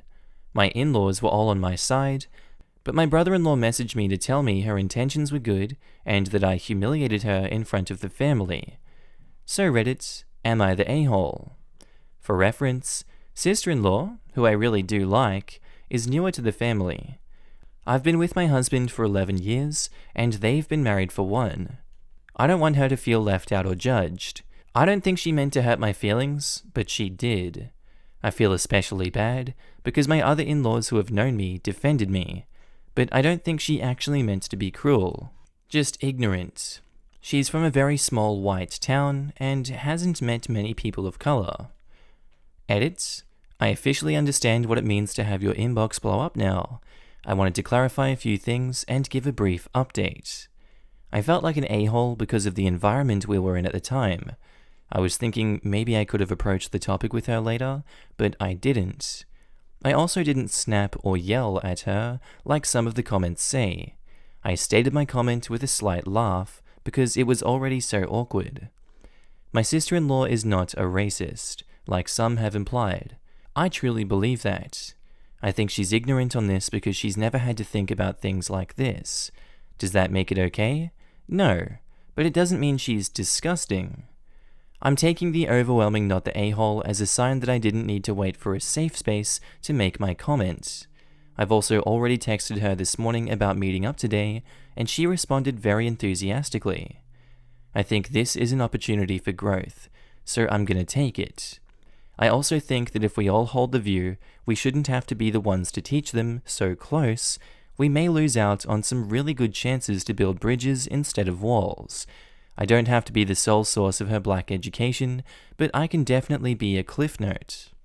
I think the OP put that really well. Unfortunately, what she said was still very much racist, even if it was ignorant. It's an unfortunate circumstance of using your words and not completely understanding what you're saying, and then you're setting yourself on fire. So, unfortunately, OP is not the a-hole. The friend is still the a-hole in the situation for saying that, regardless of if it was her intention or not, because it was still racist. Absolutely not the a-hole. Even if she didn't have bad intentions, but I mean, seriously? She needs to learn that what she said was not okay. That was straight up racist and ignorant on several levels. For real, it's crazy to think that OP is the one feeling guilty when the sister-in-law insinuated that it was essentially her fault that she was harassed for not performing whiteness well enough. Victim blaming 101. Sister-in-law deserves to feel embarrassed, and if she's worth anything, she'll learn from this and apologize to OP. Imagine being told your hair texture is a good reason for you to be harassed, and then being guilted for calling out the terrible racism in logic. If anything, hopefully this leads to greater conversations about racism with sister-in-law, because guaranteed this one sentence is not just a random thought. I'm so confused why people are so against kinky hair. It's another way hair grows. It looks good. Why are they so against it? I don't get it either. People pay good money for a perm. Maybe not the same, but close. Not the a-hole. You were right to be shocked. It's also great that you understand her background, so you're not mad at her. But I'd say she is the a-hole if she had your brother-in-law text you about it, focusing on a little goof instead of focusing on you and the much tougher public yelling and name-calling you've been through. I'd vote that you reach out an olive branch to her. What she said is not okay, but her heart is in the right place, and she's willing to learn. Maybe you can ask your brother-in-law to share some resources with her to get her more educated. I did message him and tell him that I never wanted her to feel humiliated, but the suggestion was pretty silly and ignorant. I do think she is a wonderful person, but she doesn't have a ton of experience with people of color, so I hope it's just the comments of a silly young person. She might really benefit from hearing from you herself. I'm not at all saying it is your responsibility to educate her, and I understand that many people of color must be tired of being in that educator position right now. But if you want, I think it could really help her to understand the implications behind her comment and how she can be more mindful in the future. Because the way you write about her sounds like she doesn't have malicious intent, just flat out ignorance. By the way, I'm so sorry that those things are happening to you. I live in a pretty white area, and it's hard for me to grasp the magnitude of racism that's going on. But when I read stories like yours, I try my best to erase some of that ignorance that I have, and do my part to help to be the change. I'll be sending you good vibes and prayers. Update. Am I the a-hole for making my sister-in-law feel bad for telling me I should straighten my hair? I originally wrote this post the day after my initial post, that's why the timeline is the way it is. So my sister-in-law and I met this morning for coffee. Coffee turned into lunch, turned into pre-dinner drinks. We literally have been together all day. She mentioned she has been trying to figure out how to reach out to me for a few days, but I did it for her. She apologized and assured me that she was humiliated, but not because of me directly, but because as soon as I made my response, she realized how stupid her comment was. She was also texting brother-in-law because she had no idea he reached out to me and was mortified. She offered to let me read the texts, but I declined. That's between them. We talked about my hair and my life story and microaggressions. We also discussed the Black Lives Matter movement, and I find that we have more in common than I ever could have hoped. She cried, I cried. It was a very open moment, and her words, I really never understood, tell me everything I need to know. Although there were probably some very concerned baristas wondering what the hell was happening. I did tell her it would be a very beneficial thing to look into some literature because her future nieces and nephews will deal with similar issues, and she downloaded some books while sitting with me at the table. She told me she just wants to know what to do because she is just clueless. I think that's fair. If you never had to put out a fire, you may panic when your stove is suddenly engulfed in flames. I hadn't heard from brother-in-law yet, but we literally just left each other a little bit ago, and she's got some words for him. Really, I'm actually very happy this happened. We had a great chance to get to know each other even better. We even discussed theology, as she is very Christian and I am an atheist/former avid churchgoer, and even that conversation was very positive, rather than accusatory or uncomfortable. We're meeting again next week. I may have just inadvertently started up a bit of a book club, winky face. I assured her she is more than welcome to reach out to me at any time. I'd rather she have someone she cares about that also cares about her help her in her development, rather than making a blunder in front of someone potentially less forgiving. She wants me to call her on her dumb statements, and I'm happy to do so. Again, I stand by what I said. She's a wonderful person suffering from some ignorance, but she's open to learn, and I couldn't ask for more. And since the first typewritten update, we've had lunch and/or dinner 3 times since. It's been very fun, and such a relief to spend time together. My brother-in-law has since texted me as well, and we had lunch too, as a group, and he's already apologized. He was trying to defend his wife, but didn't stop to think about the circumstances. We are all good now. It's been very fun to have an excuse to spend more time together. Thanks for everyone that reached out. I'm glad I took initiative. Edit, some people have asked which books I've suggested, and I wanted to let you know which ones she's downloaded on the spot. First, since she works with young adults, I suggested The Hate You Give by Angie Thomas. She ordered a few copies and wants to put it in her classroom for next year. Second, White Fragility, Why It's So Hard for White People to Talk About Racism by Robin DiAngelo. I hadn't read this myself, but we read that description together. Third, Hair Love, the children's book. I've given her some good places to look for more resources, but she's working through those 3 first. She actually started with Hair Love, and we had a really good chat about it. Incidentally, after we talked about it, we got drinks, and I was carded. My DL has straight hair, and she commented on it. The woman carding me complimented my natural hair, saying I should update my ID with my natural hair. She loved my curls. Funny how that works out. Iloni says, being willing to learn is one of the most important things there is. Inevitably, people miss out on learning things and will end up saying stupid things in these situations. However, if they acknowledge their mistake and are willing to learn, then I wish them all the best. Happy to hear this turned out so well. There's a difference between ignorance and racism. Can ignorance come from or express racism? Yes. But if they're willing to grow and learn, then why hate them and force them to never have the chance to become better? Now, if they're ignorant but refuse to learn and grow, then that's a different story that could grow to become full-on racism. But fortunately for OP, that's not what's happening here. She has a family member who acknowledges they were in the wrong, is even mortified, and instead of doubling down and insisting that it was a compliment or she didn't mean it like that and backing herself into a corner, she came forward and wants to do and be better. No, dude. Racism coming entirely from a place of ignorance is still racism. Does it make you a fundamentally horrible person? No. Not if you're willing to learn. But call a spade a spade. Let's ignore the question of slavery itself for a second. Someone in the 1860s who thought black people were genetically inferior because that's all they were taught, when there were no resources available to the contrary, was still racist. Alright, so I think we've exhausted discussion on this one. Let's move on to the next post, shall we? This next one I've covered before, but I'm just going to read the initial post and then read the update and read some of the comments on that. Posted by user Goodbye My Boy, titled, Am I the a-hole for giving guardianship of my son to my aunt over my mother after I die of my terminal cancer? I, 21 male, have a son who just turned 1. His mum, who was my girlfriend, died in labor, along with the other babies she was carrying. I was diagnosed with terminal cancer 3 months ago, and I don't have very long left. 2 months at most. I have accepted that I'm going to die, but now I have to think about what's best for my son.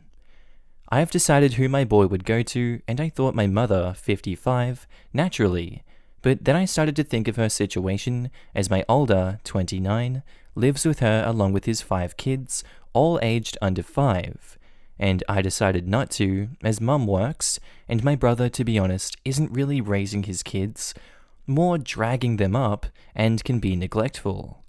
I wasn't going to put my son in that environment, as I want someone to actually care for him. So I then thought of my aunt, 33, on my dad's side. She's a good mother, and her husband a good father to their 3 girls, and I know they could provide for my son. I asked them, and they agreed. My mother, however, found out that I wasn't leaving my son with her, and she got angry with me, that she's losing me and now losing her grandson. I gave her my reasons, and that she realistically can't raise him while she's basically raising a man-child and his kids. It all ended in an even bigger argument, and now I'm cooling off at home. I understand that things are terrible for her right now, as I won't be here soon, but my aunt is a much better choice. It's not like my son won't know who she is, as the walk between hers and my aunt's is only 5 minutes. Am I the a-hole? And across the board, it's a no. No universe could you, a dying father, be the a-hole in this situation. It's just not possible. You see the situation for what it is, and you have to put your son in the best spot possible. It's only a 5-minute walk to mum's, and you see your sibling for who they are, so definitely not the a-hole. Updates. Am I the a-hole for giving guardianship of my son to my aunt over my mother after I die of my terminal cancer? First off, I'd like to say thanks to everyone who gave their suggestions and well wishes. Unfortunately, I didn't get to read everyone's comments, as there are too many, but thanks to everyone anyway. Now on to the update. I gave my mother a few days to calm herself down before speaking to her again. She eventually came around. She recognizes that it's not optimal for my son to stay with her, and that he would be better with my aunt. She knows that my brother is a slob, and is giving him a good kick up the arse to get his life together and crap. I've spoken with a lawyer, who has helped me with a lot of things, including getting my son legally adopted by my aunt and her husband. He will still be staying with me until I pass. As a lot of you suggested, I made recordings and videos of myself, giving him advice for his milestones. For example, when he loses his first tooth, turning the ages 10, 13, 16, 18, 21, his girlfriend, or boyfriend if he likes. I've made a video in case he is in any way LGBT+, leaving secondary school, going to uni, getting married, or if he has any kids. There are also things I've put into writing, like how his mother died and that he was supposed to grow up with a twin brother that also sadly passed. I've also had my lawyer help me set up a little trust to will him £40,000 from my girlfriend's father when he died. She put the money in a joint bank account that I got when she passed, in case he needs help with university or decides to go traveling. All I have to do now is to enjoy the time I have left with him, and I've moved my younger brother into my flat so that there will be someone to find me every day for when I go. When I'm gone, I can at least be comforted by the fact that the son I love so much is being taken care of, and that I will see the girl I love again, and our other angel I never got to meet. Thank you all again. Whilst the circumstance is so heartbreaking, it is beautiful to see the pure love you have for your kid and family. He had it rough, man. OP, you sound like a wonderful gentleman. I would write a letter saying how special he is. Honestly, and just write him a letter for when he's 16 or something, explaining how much you love him. Oh, this is so sad. Good luck, buddy. Edits, imagine if the sun could update us. Wow. I would also consider making some videos for the bad times as well. First heartbreak, getting an F or failing a class, not getting the job he wanted, not getting into the university he wanted. My father was always there for the good times, but when I tended to need him the most was in the bad times to help steer the boat back in the right direction. Also, maybe record a video of the talk, as that's another big thing. And tell him not to use drugs to cope. Seriously, don't just wait for 10 to give him a letter. My kid is 11 and has a memory like a steel trap. He remembers things from when he was 2 years old. Unbelievable. I'm sorry you're going through all this. You are amazing and kind and incredibly loving. Godspeed. Am I the a-hole? My husband won't let me sleep. Okay, so I work 12 to 16 hour shifts at an extremely labor-intensive job that requires the use of heavy machinery. My job is dangerous and I need to stay focused while at work. This part is important. So my husband has a friend who is a truck driver. His friend calls at odd hours every night, usually between 1 a.m. and 4 a.m. My husband always accepts these calls and proceeds to have very loud, very long conversations right next to me, which inevitably wakes me up and keeps me awake. I have asked him firmly, but politely, to either take the calls at a later hour or to leave the room while he talks so that my sleep is not disturbed. He refuses to do this and says that he has to answer the calls to keep his friends awake while he is on the road. I understand wanting to help a friend, but I do not understand needing to keep me awake while doing it. So for the last week, I've been locking myself in the guest bedroom and sleeping on the guest bed when I have a shift scheduled. Now my husband is angry and saying that it hurts his feelings that I'm no longer sleeping next to him every night. Am I the a-hole? No, Queen, you're not the a-hole. No universe would accept that you're an a-hole for wanting to get your sleep. It's a basic human right to get a minimum amount of sleep, and it's torture in the Geneva Conventions or something to not get that full rest, to be continually kept up. Destroys the body, so you keep doing you keep locking yourself in the guest bedroom until he sees the error of his way and changes. You're not the a-hole. He's upset at a problem he is creating. He's 100% able to resolve this issue. You're not responsible for his lack of consideration towards your needs. The mental gymnastics he's applying to a situation of his own creation are impressive. So wait, his logic is he has to keep his friend awake so that his friend is safe at work, but he's keeping his wife awake and knowingly making her unsafe at work to do this. I'm trying to logic my way out of this one, and I can't. I'm curious if she has an accidental death and dismemberment policy through work, because his logic doesn't work towards anything sensible. He's in it for the wrongful death payout. This just turned into an Agatha Christie novel. And then there were settlements. Workplace negligence death on the Orient Express. Not the a-hole. He's putting your health and job at risk. Separate bedrooms are great for lots of couples. Even if OP had a very easy desk job, her husband would still be the a-hole. It's rude to wake someone up in the middle of the night when a very easy alternative solution, bringing the phone into another room or separate bedrooms, is available. I have a desk job, but it doesn't mean I get any less cranky if I'm running on significantly reduced sleep. Also, there are distinct health concerns related to chronic sleep deprivation to the point where in some relationships, it can become a form of abuse. My ex would always keep me up late at night, which really messed up my work at previous jobs. Not saying that's what's happening here, but a lack of sleep is bad for anyone. Not the a-hole, he doesn't need to be in the bedroom for his call, and him acting like you hurt his feelings is childish and manipulative. OP should say it hurts his or her feelings that the husband accepts phone calls in the middle of the fudging night. For frick's sake, what's wrong with the husband? Posted by user New Hair Am I the A-hole? Titled, Am I the a-hole for cutting off the majority of my hair without letting my boyfriend know? Pretty much my whole teen and adult life, I, 23 female, have had long hair. For the last 2 years, I've had waist-long hair. It looked pretty, but it was so much work. My boyfriend was very vocal about his love for my hair. So last Friday, I was booked in for a haircut. I planned on cutting off maybe 5 to 10 centimeters. My boyfriend was happy with that. but then my hairdresser asked if I'd ever considered cutting it collarbone length, as she thought it would look very cute on me. I hadn't, but the moment she said it, I knew I was ready for a change and told her to have at it. It turned out beautiful, and I am in love.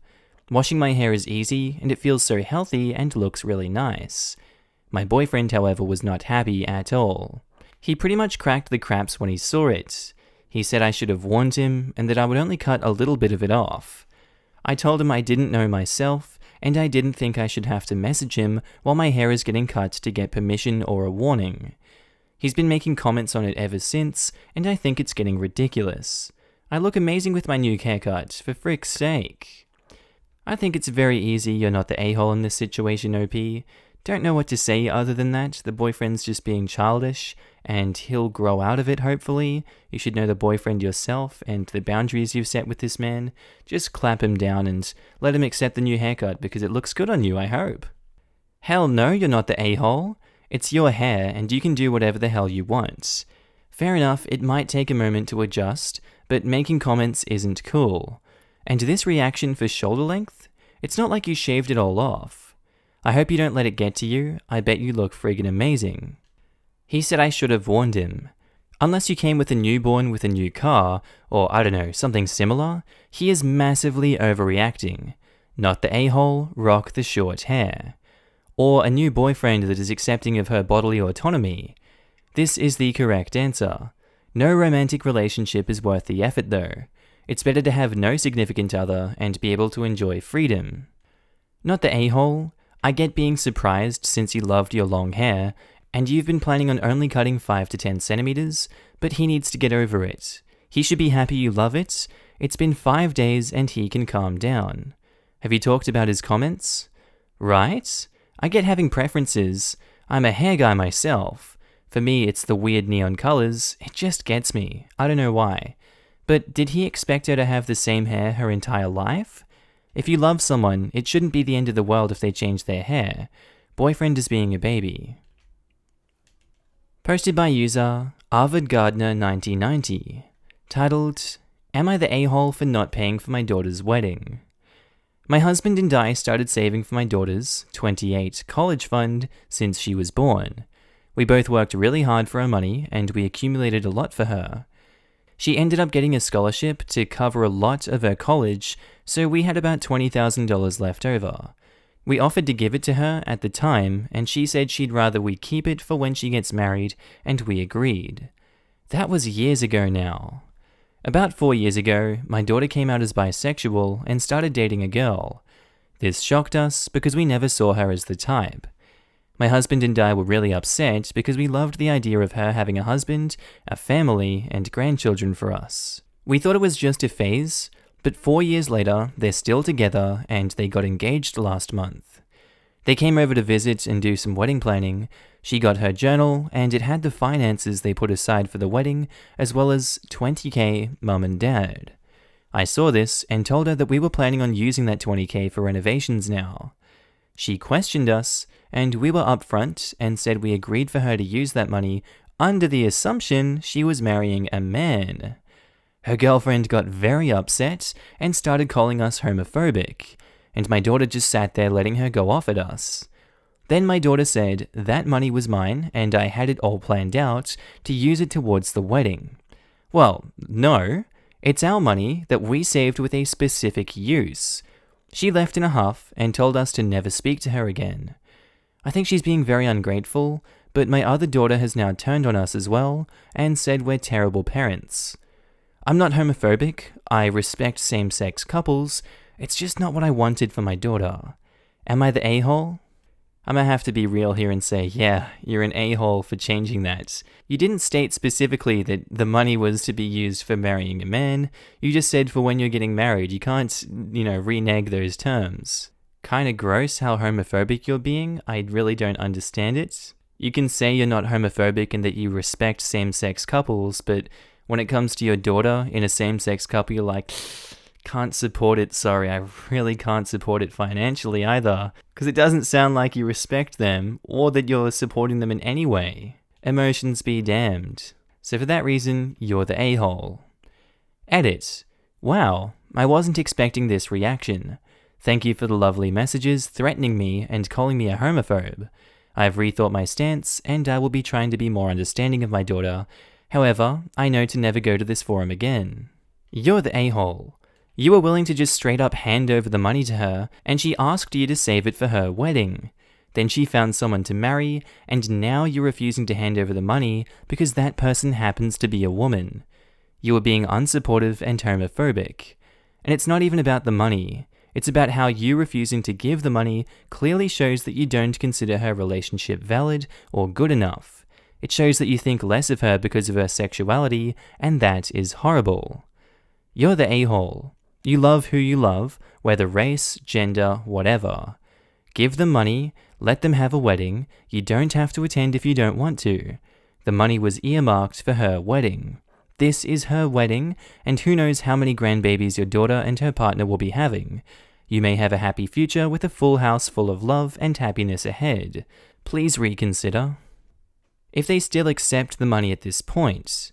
If my parents said something like that to the person I wanted to marry, they wouldn't be invited to the wedding at all. Honestly, I'd likely tell them to stick their money where the sun don't shine, and I'd demand an apology first and foremost. It's an incredibly insensitive move. You're the a-hole, and you're homophobic. You have no problems with same-sex couples, so long as you're not related to them. You agreed to keep it for a wedding. Did you say at the time only if you marry someone of the opposite gender? No. Your daughter had a reasonable expectation, and you had agreed to keep the $20,000 for her wedding. Normally, I'd be saying not the a-hole when kids expect money from parents. But not in this case where you agreed to it, hadn't ever told the daughter something different, and are a bigoted a-hole. You and your husband are the a-hole. Exactly this. When I saw the title, I was so ready to be like, nah, you're fine. And then the post was full of homophobia and broken promises.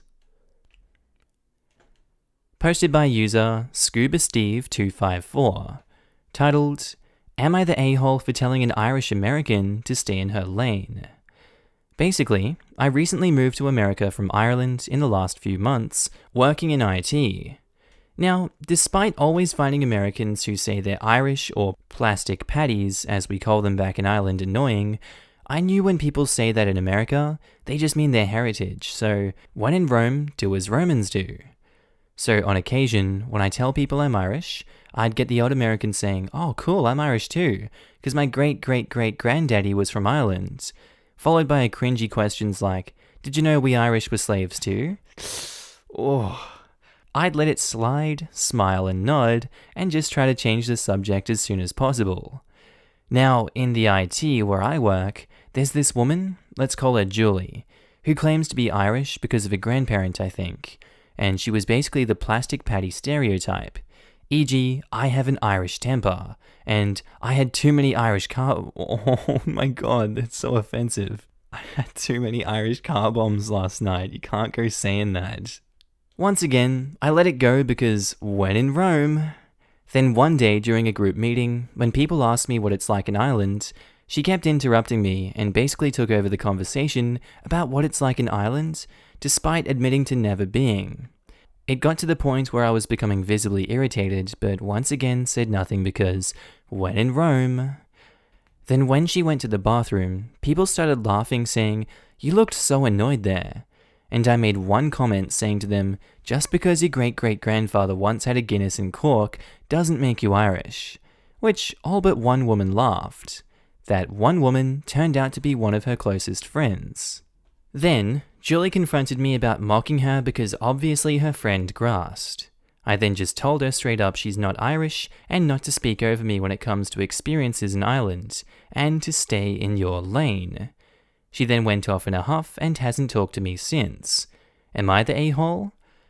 I think you can look at this many ways, but the consensus in my mind is that she's not the a-hole. I mean, maybe you can be an a-hole for standing up for yourself and, telling someone what's what. Sure, it can be an a-hole move in their mind, but it's not to me. I'd be insulted if people just started walking all over my Australian understanding and knowledge of the place, and talking over me when I tried to talk about it. So in this case, I don't think that OP is the a-hole at all, and that woman does need to stay in her lane. I'm probably going to be tanked for this, but as a fellow Irish woman who has to be polite when this happens to me all the time, not the a-hole. You were, in my opinion, firm but polite. I don't think you were harsh. I think that woman needed to be checked, and being checked by you in this manner is a nicer way than someone else. There's a lot of crappiness wrapped up in those comments of, I'm Irish too. And then they attempt to ram a blatant Ballic stereotype down our throats, and when we try to politely correct them, they get offended. Good luck in the future with the nonsense. Not the a-hole, just so you know, many of us realize that we are American, not Irish. Even if my mother hammered into my head that I'm 5/8 Irish from the time I was born. I think it's hilarious that the Coworker tried to tell people what life is like in Ireland without having ever been there. Wow. I'm like a quarter Irish, but I don't bring it up unless I'm asked about it, and I definitely don't use it as an excuse for generally obnoxious behavior. That'd be like me saying, oh yeah, I yell and have a bad temper because my mum's Hispanic, hahaha. Like, it's just not how that works. I don't know why people do that sort of thing. It's just never set right with me. Funny how all these replies are like, oh, I'm Irish too, but I never bring it up. Agreed. I'm Northern Irish and work for a US company. I've run into my fair share of, oh, I'm Irish too people. Normally it's fine, but this sort of prick is using it in the most negative way, drawing from stereotypes to excuse bad behavior.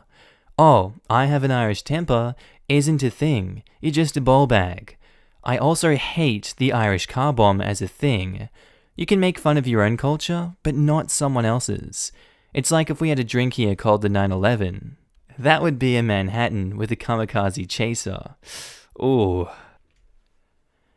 Posted by user NoBlood5337, titled, Am I the a-hole for telling my sister-in-law she's not getting a dime of my brother's inheritance? I have a brother, and I'm 15 years older than he is. Our parents died when I was 21, and then I took in my brother. The only proper thing my parents did was invest in real estate and left behind a will that left me and my brother half. However, I am the trustee of my brother's half until he is 35. My brother married at 22, he's 25 now. I don't like his wife. She's self-centered, a tramp, nasty, and can't be nice. But my brother is in love with her. They are very open about never having children, which both saddens and relieves me at the same time. My brother also has some health issues as well. Whenever my brother needed money and he did not have it, he works as a machinist. He would have to ask me. I run his half of the inheritance. I sold all the real estate my parents owned and made a ton of money.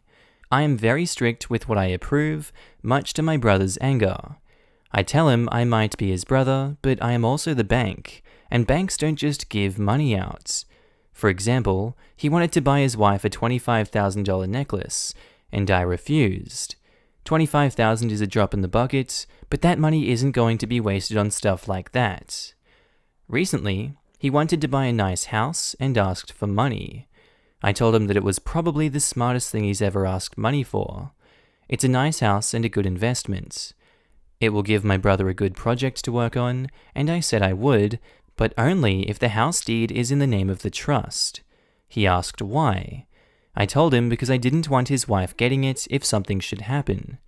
He started up with his whole "it's my money" rant, and I told him it is, but I control it for another 10 years. His wife ended calling me. I haven't spoken to her in years. She tried making the issue of the house as something for my brother. I told her that the trust is between me and my brother and it's none of her business. She has no claim to it. She asked what did she do that made me hate her? I said I didn't hate her, I just want to make sure she doesn't get any of the trust money. The idea of my brother getting ill and dying and all that money going to her makes me sick to my stomach. He lost both parents when he was 7, had health issues, and has a massive trust. I'm just doing everything I can legally to watch out for his best interests. I have not heard from them in 2 weeks. Edit, I forgot to mention this, but his wife encouraged him to get a lawyer to wrestle control of his half away from me. But even he didn't want to do that because he knows the trust is ironclad and all hell would break loose. Edit, For people saying it's his money, it's not his money. It doesn't become his until 2030. Edit, for people wondering why he has to be 35, that was decided by the courts, not me. About the necklace, my brother called me and asked me to wire him $25K. I asked him for what. He and his wife randomly took a trip to LA and were at Cartier of Beverly Hills. He wanted to buy a couture necklace for his wife, and I told him no. My brother does get a monthly allowance. That allowance includes his rent and medical insurance/costs. He has those bills sent to me, and I either pay them or I don't. Anything to do with his wife, I won't pay. Edit, my brother has cystic fibrosis. I'm gonna go ahead and say that you are the a-hole for keeping the money from him. I don't see the brother being the a-hole. Like, what has the brother done wrong in this situation? What, he's born with cystic fibrosis? He's born with, in your mind, a bad sense for women? He has a bad wife? Is that something he's done wrong, or is that a problem with your perception of your own brother? Yeah, he's mismanaging his money a little bit by buying a $25,000 necklace. That's a little bit much, but that's your view of this situation. You said it's a drop in the bucket. You're restricting the money owed to him when you can damn well give him money that he would like to spend here and there. At what point do best interests have a line that is drawn, and where are you abusing it and pushing your power over your brother? The average lifespan of someone with cystic fibrosis is 37.5 years old. Do you expect him to only enjoy that money for 2.5 years and then kick the bucket, and then you swoop in afterwards and be like, oh, you know, I'm the next one alive here, don't want the wife getting it, she can stay away from that money, because that's unnecessarily cruel to your brother. I think it goes without saying, this man, OP, is the a-hole. You're the a-hole. So you've become the controlling parent now. I suppose as executor of the estate, you have that right, but the cost seems high. I would say not the a-hole. I have a trust that I can't access till I'm 30, I'm 27 now.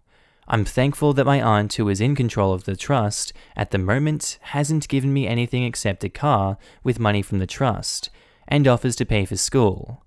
I have gained $50K in the last 8 years, which will help me when I'm 30 and have access. She is doing what's smart for the money. I'm just going to chime in with, I thought everyone sucked here before the cystic fibrosis thing. I understand it was a court ruling. My moral judgment says he's the a-hole in this situation. You are absolutely correct. His brother is doing his best to make sure he even still has money once he is able to fully access it. I am 100% sure the moment he has fully access to the money, it will be spent up within a year. I disagree. Not giving him $25K for a necklace makes sense, but this deal with the house is solely about disapproving of his brother's wife, not fiscal health. It's petty, it does nothing but sow disagreement between OP, his brother, and his wife, and it makes OP the a-hole. Well, hold on now. If he gave the money to his bro to buy the home in his name, as a married couple in most states, she would immediately get half of the money in the equity. The way to go is to have it owned by the trust, who would then will it to him at 35. In most places in the US, spouses are not entitled to inheritance, so the house that he received from the trust would be solely his should they split. It may not be in the best interest of his marriage, and I agree that OP is being a bit controlling, as it seems he would let his bro buy the home outright if he was single. But the most fiscally responsible move for OP's brother is to have the home in the trust so he maintains full control of the home equity, assuming she doesn't begin paying the property tax on which she would be required to be reimbursed for. In the 1 in 100 chance he's right about sister-in-law, he's saving his brother potentially hundreds of thousands of dollars. And if you flip the script, there is absolutely nothing to gain from buying the property outright. The only person who gains anything is the wife, who would get equity in a home bought completely off inheritance, which she has no legal claim to.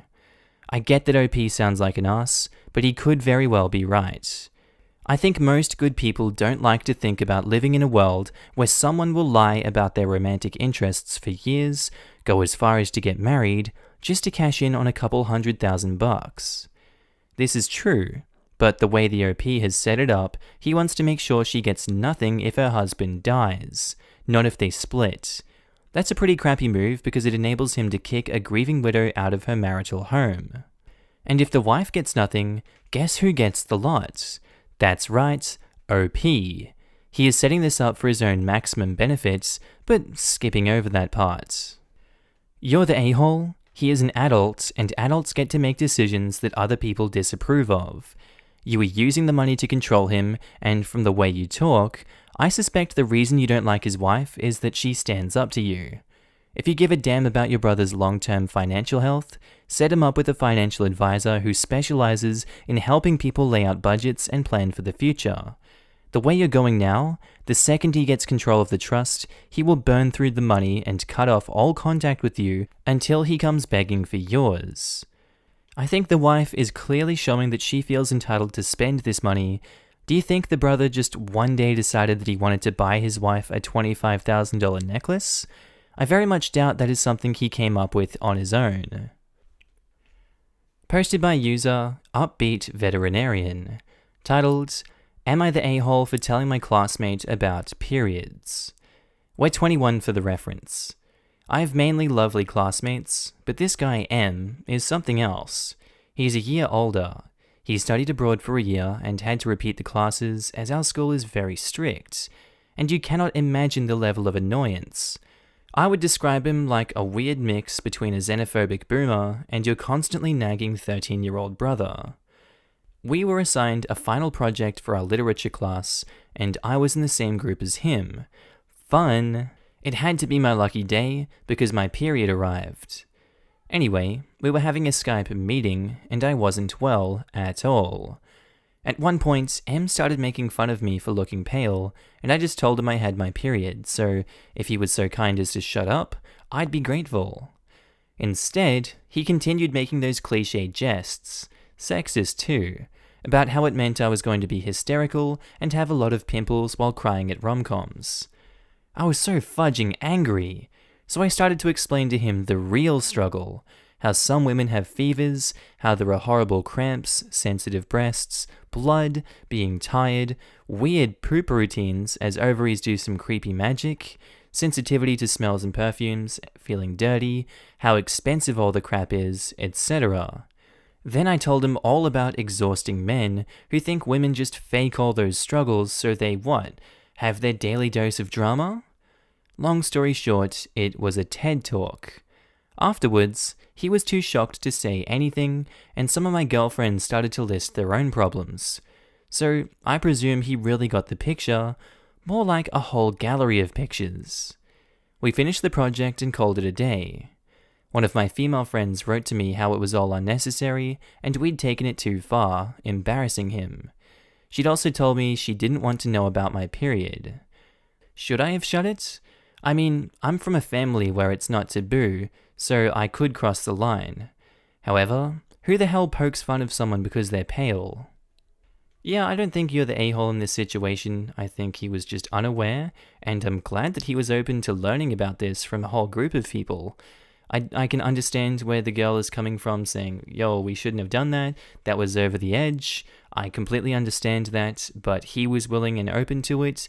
It didn't sound like he had objections to it, so I think it was completely fine in that circumstance. It's good to educate people on things they don't know enough about, so that you can form a better opinion. OP not the a-hole. Lol? Not the a-hole. Dude's gotta learn. I've been married for 15 years, together for 17. If he does not understand periods, his first real relationship is going to be fun. Hell, my significant other and I have been together for 20 years, and he tracks my period better than I do.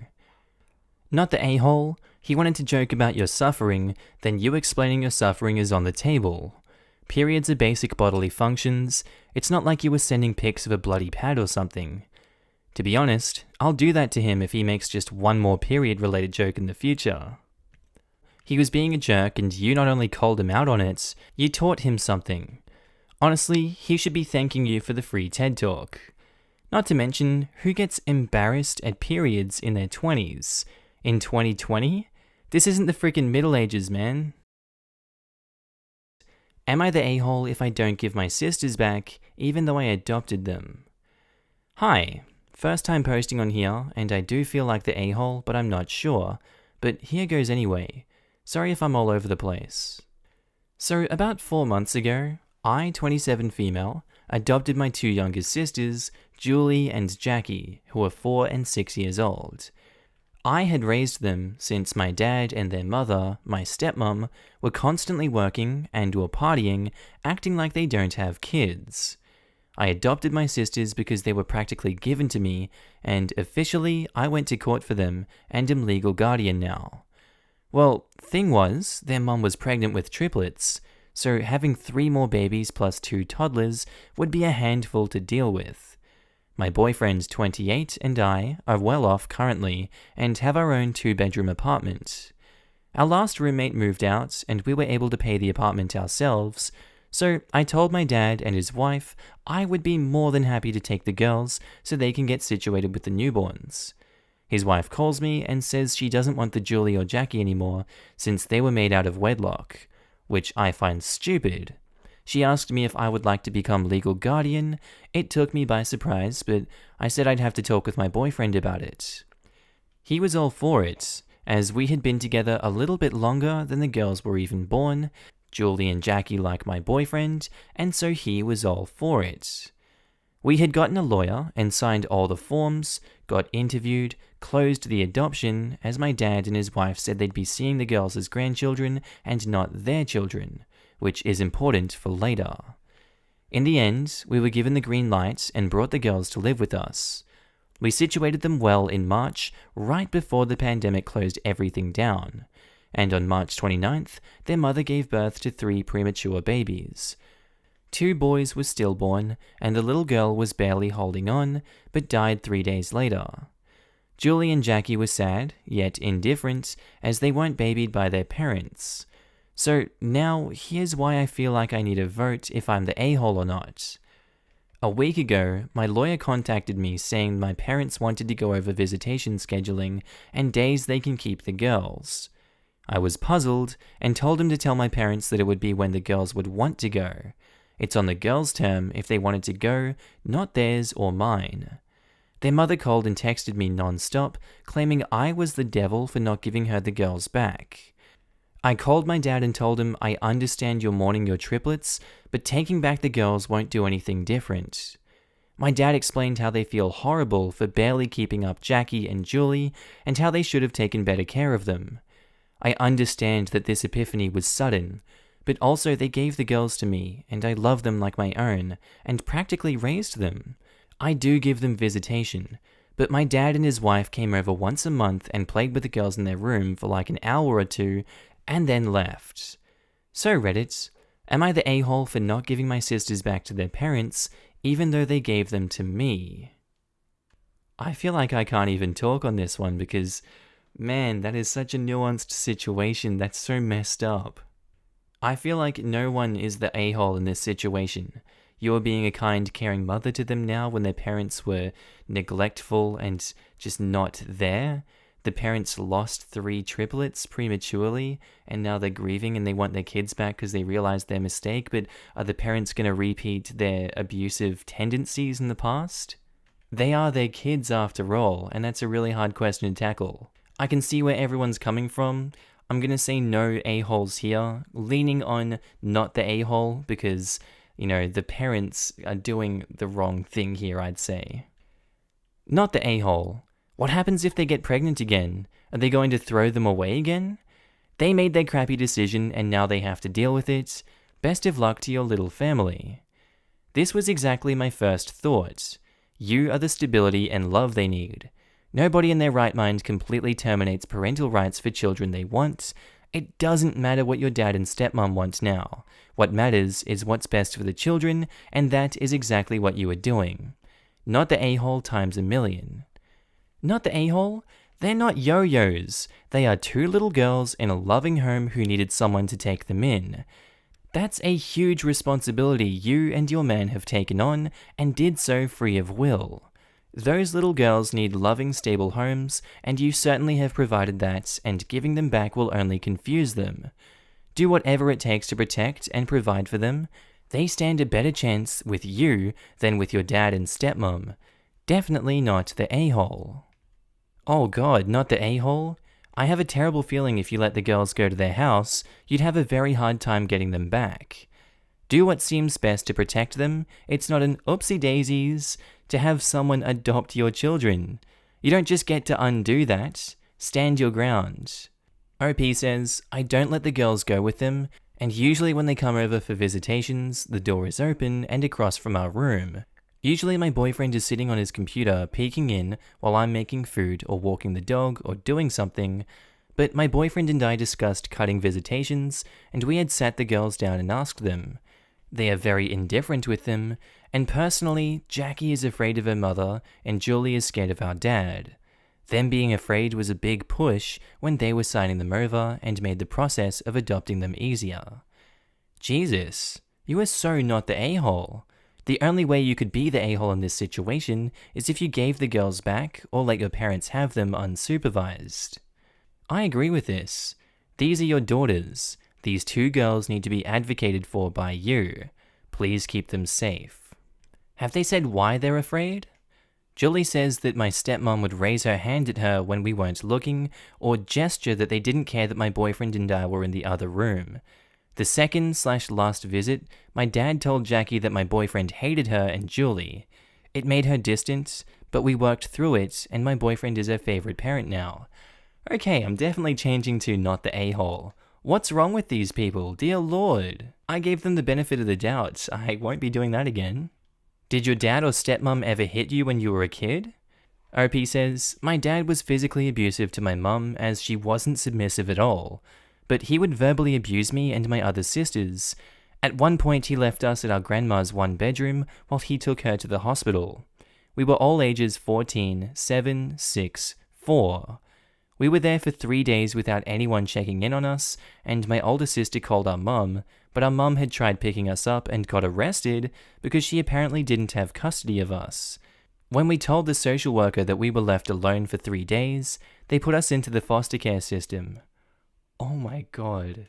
I'm genuinely shocked. I'm so sorry that they did that to you, OP. No one deserves to go through something like that. Dear Lord. Why is your father still in your life? Cut him out right now. Definitely not the a-hole. Oh my god. I think we have to move on from this one, guys. I'm sorry. There's so much there.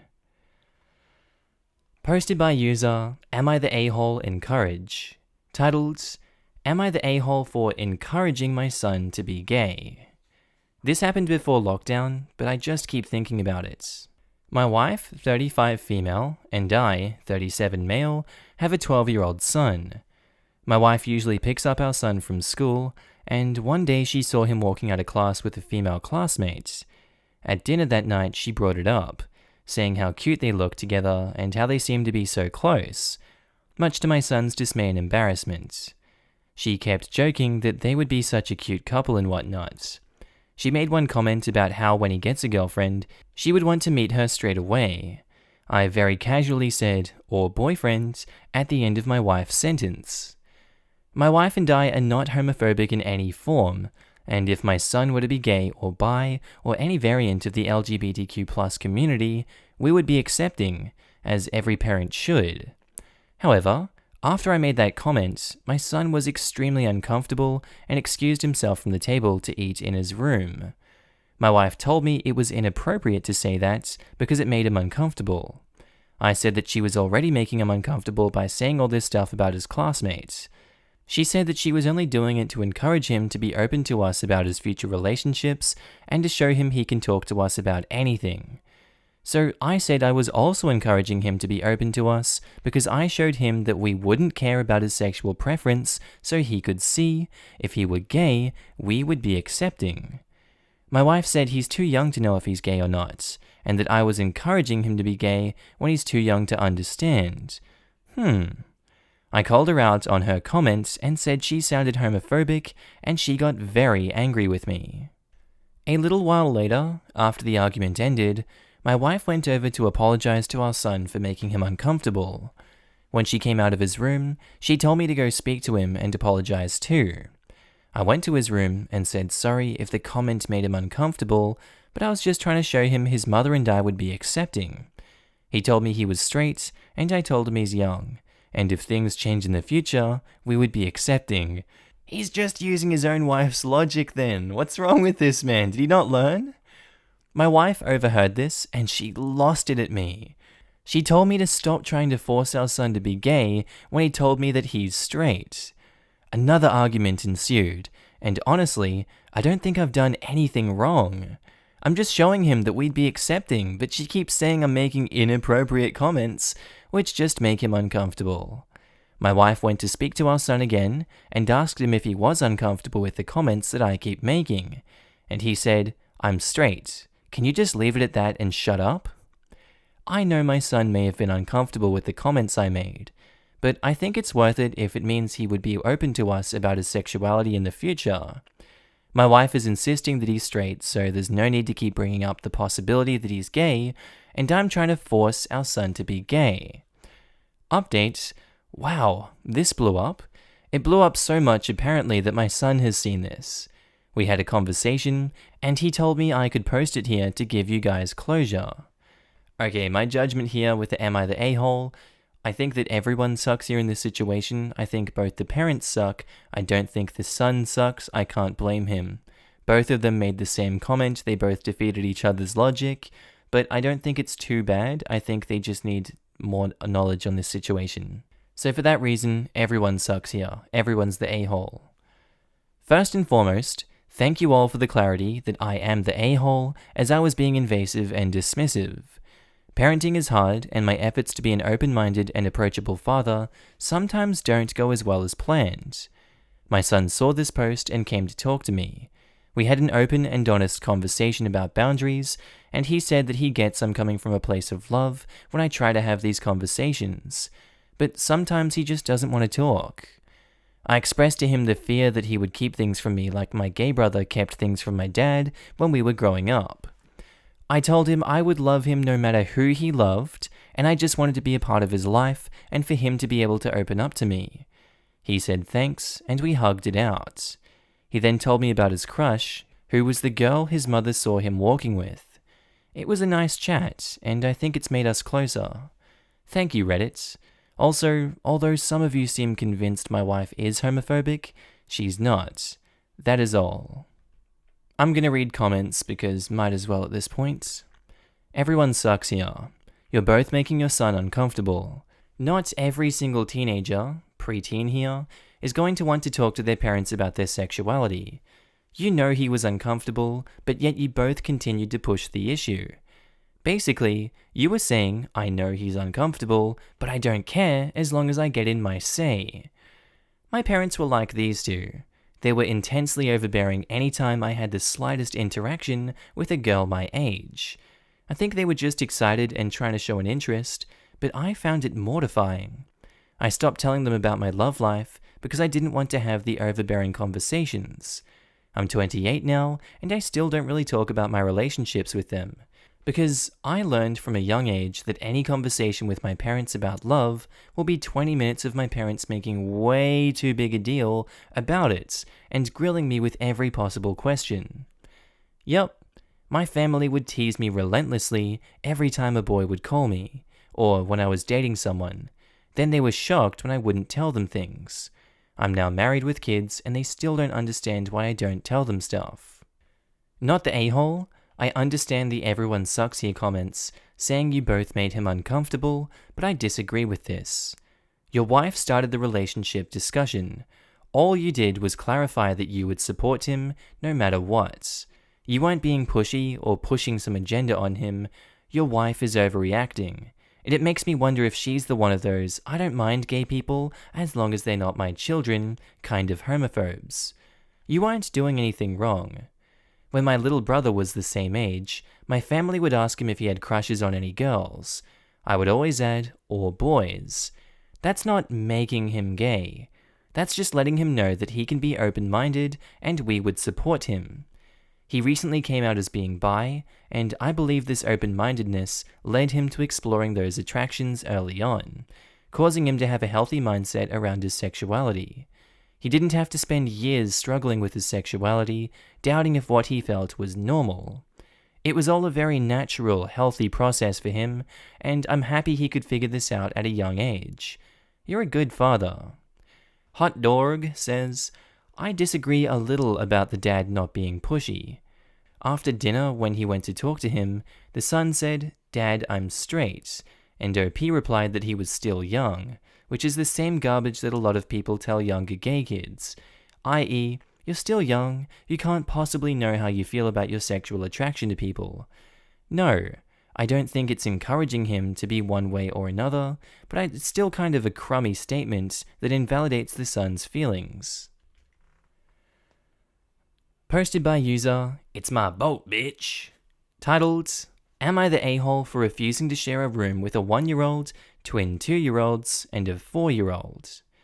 So, I, female 18, was recently invited to my aunt and uncle's, I'll call them Aunt and Uncle B, ranch house for the 4th of July, and was told I could bring a friend. Now, this aunt and uncle have a pretty big house. Their ranch house has 4 bedrooms with queen beds, the master bedroom, and the kids' room, which is a massive room with around 6 beds, some bunked, and a loft.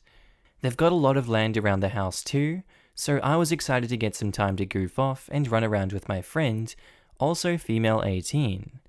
I know that the other cousins are going to be there, and assumed that my Aunt B and Uncle B thought beds through and everything like that. The other people invited up to the house were Aunt G and Uncle G, and their son male 16, who I'll call F, my Uncle P, and my Aunt and Uncle H. H's are baby cannons.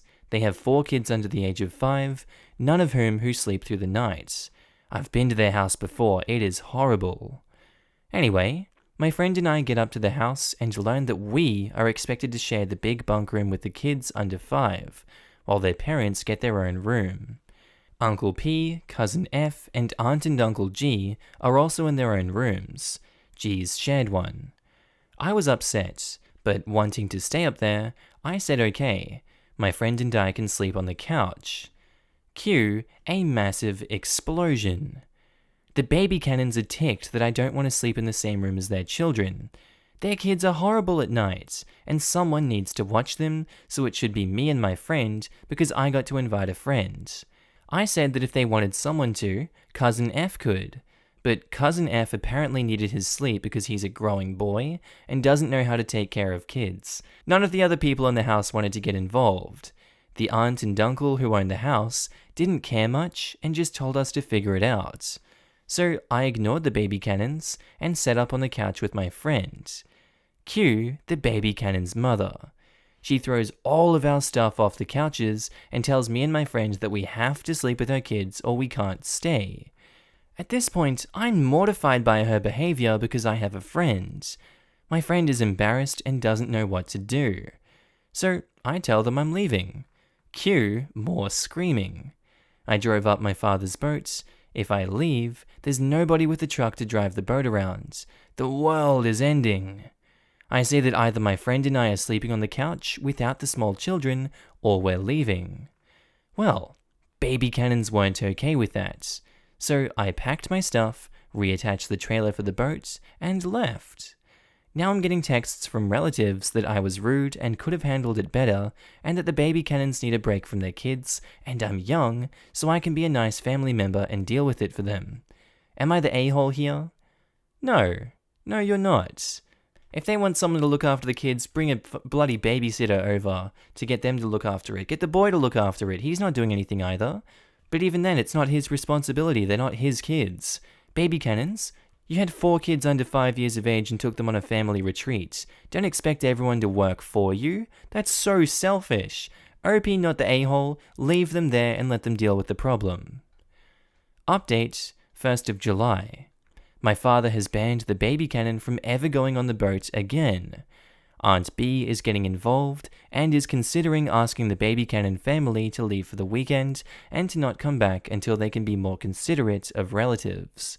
Uncle B is offering to pay for me and my friend to go on a backpacking trip. My friend and I go a lot, and says that he feels bad for how the baby cannons acted. That's such a healthy update, and I'm so glad the family sees the insanity of that situation. Not the a-hole. Your aunt and uncle B invited you. They should have sorted out the room assignments, not left it to the baby cannons. Apparently, they only invited you to get access to the boat. And someone is seriously calling you rude? The hosts didn't step up, so you left. What do your parents say? OP says, my mother is out of the picture, but my father was ticked.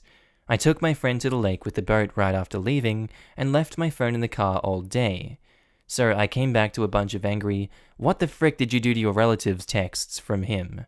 But once he knew what happened, he was not happy at all. Apparently, the baby cannons aren't ever allowed on his boat again. I'm sure they'll be thrilled. Info. Curious, what was the fake news baby cannon was telling your dad? I'm sure it was they asked you nicely and you flipped out on them screaming. Yep, pretty much. That I yelled at them and threw a fit about not getting a bed, that I threw things at my aunt, that I was acting like a child, that I cussed at them, etc. Not the a-hole. First off, I love you for sticking to your guns and actually leaving. Second, it sounds like they just invited you for the boat and the free babysitting. How crappy. Yep, that's what I'm thinking too. The last time they had the boat, they scraped the bottom massively, and it was a couple $100 of repairs. So they are forbidden to drive it. They wanted me to be a driver because my father was working. Posted by user RoyalLog4433. Titled, Am I the a-hole for refusing to give my boyfriend parental rights over my children if we marry? My boyfriend is technically my ex-husband. We were married and we tried for years to have children. Getting pregnant wasn't the problem, having a baby was. We had multiple late losses. Genetic testing revealed that the problem was solely on his side, and to have children, we would need a sperm donor. We argued bitterly over it for a long time and came to a compromise. I needed a living child. He couldn't deal with using a sperm donor, so we decided to legally divorce. I would go back to my maiden name, have a baby on my own, and after the child was at least sleeping through the night, we could get back together in some capacity. He said he was fine with being a stepfather, but not a father to a non-biological child with all the responsibility. This happened, and we even moved back in together when my children were 3. It's been a few years since then. They've since actually bonded. My now boyfriend is talking about getting remarried, and is even floating the idea of adopting my children. He says that he's even changed his mind and would be okay with them calling him dad. I'm okay with remarriage, but I don't want him getting paternal rights or parental rights, I don't know. My children call him by his first name, which he insisted on. I had to do and pay for everything to do with having my children alone. We saw each other a few times during my high-risk pregnancy, and I gave birth with just my siblings for support. I did 100% of their care as infants to now.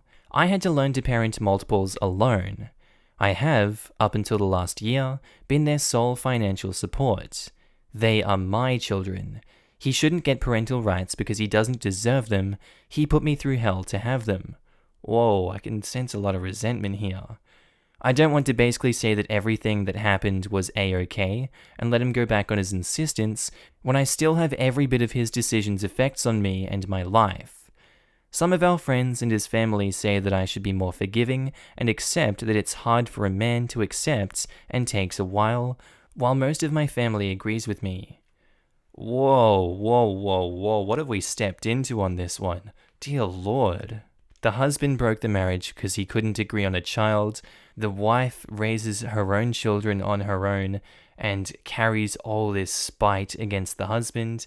He comes back into her life and promises he's a changed man, and he's like, you know what, it's not too bad now, we have kids, I'm willing to go back on my agreement. And she's like, no, screw you don't get the benefits because you treated me wrong in the past. I can see where this is all coming from. I actually side with the wife more. She's less of an a-hole in the situation in my perspective. But that's not to say that anyone is good in this story. I don't think so. I think everyone sucks here. And I don't know if that relationship is going to last. There is a lot of resentment coming out from her. I'm really confused about this story. Why would you break up with the intention of getting back together? If he wasn't okay with a sperm donation, why is he okay with whatever you did to get pregnant? Why are you upset that he wasn't there for any of the hard stuff when you seem to agree with breaking up? Why are you getting back together with a man who was apparently okay with not being there for the hard stuff? He wasn't okay with being a full-fledged father to a non-biological children, but the idea of a stepfather role without the legal or emotional obligations sounded better, I guess? I wasn't sold on it. I more just went along with it to make the legal process civil and as fast as possible. I agreed to casual dating for companionship when my kids were 1.5 years old. We moved in together when my kids were 3, but closer to 4. I had a perfectly legal clinic insemination. I have registered them on the half-siblings boards, and I've spoken to some of the other mothers. It's okay. I'm gonna go with not the a-hole, but I'm still pretty skeptical. I don't blame you at all for not wanting to give him his parental rights, but it really seems like a wacky way to live. I can't see you being able to have a happy and fulfilling life with this man in this situation. This seems so incredibly unfair to the kids. He didn't want to be a dad, so OP decided to bring them into the world as a single parent. Then he got halfway involved, without the emotional or financial obligation, with OP's blessing, then he moved in. Now it's been a few years, is fully bonded, and presumably these kids view him as their dad, and now it's a drama about whether to make him a parent. The time to debate whether he'd be a good parent is before he started being their parent. And if you're so sure he'd be terrible, why did you let him do it? And now that the kids are attached, why are we discussing relationship resentments and not what is best for them? These poor kids have been so messed around. I've got to agree with that. That's why I think everyone sucks here. I guess I'm more so confused as to why you'd want to be with this man, as your description of why you don't want him to adopt your kids, you can practically feel the anger and resentment coming off it by reading it. If you're not willing to allow him to adopt because you're still so angry with him, why be in a relationship? Because of companionship? If that's the case, that's very selfish on your part. You allow this guy around your kids that you don't deem worthy enough to be their dad, so you don't have to be alone? Which you chose to sign up for in the first place. This, oh my gosh. OP's description of this person is dripping with resentment for him, and while I can't blame her for that, I'm really confused as to why she's stringing him along now. Why would you want to be with someone who A, left you to basically fend for yourself with a high-risk pregnancy, and B, told you straight up that he didn't want to be the father to these kids? He sounds like a crappy dude, but from the post it sounds like OP sort of just went along with it and didn't communicate these feelings, which the boyfriend is clearly completely oblivious of. So what OP's saying is that now that the boyfriend has actually seen what being a dad is like and is bonded with these kids, only now she's gonna fess up about how she feels. That makes her kind of crappy too. OP absolutely gets to make the call as to whether or not the boyfriend adopts those kids, but he only wants to because he thinks you're in a stable, loving relationship. Tell the boyfriend the truth, OP. Communication is key to relationships, and it seems to me there is a severe lack of communication in this one. Everyone sucks here for getting back together with this man. Seriously, OP, why? This entire situation, why?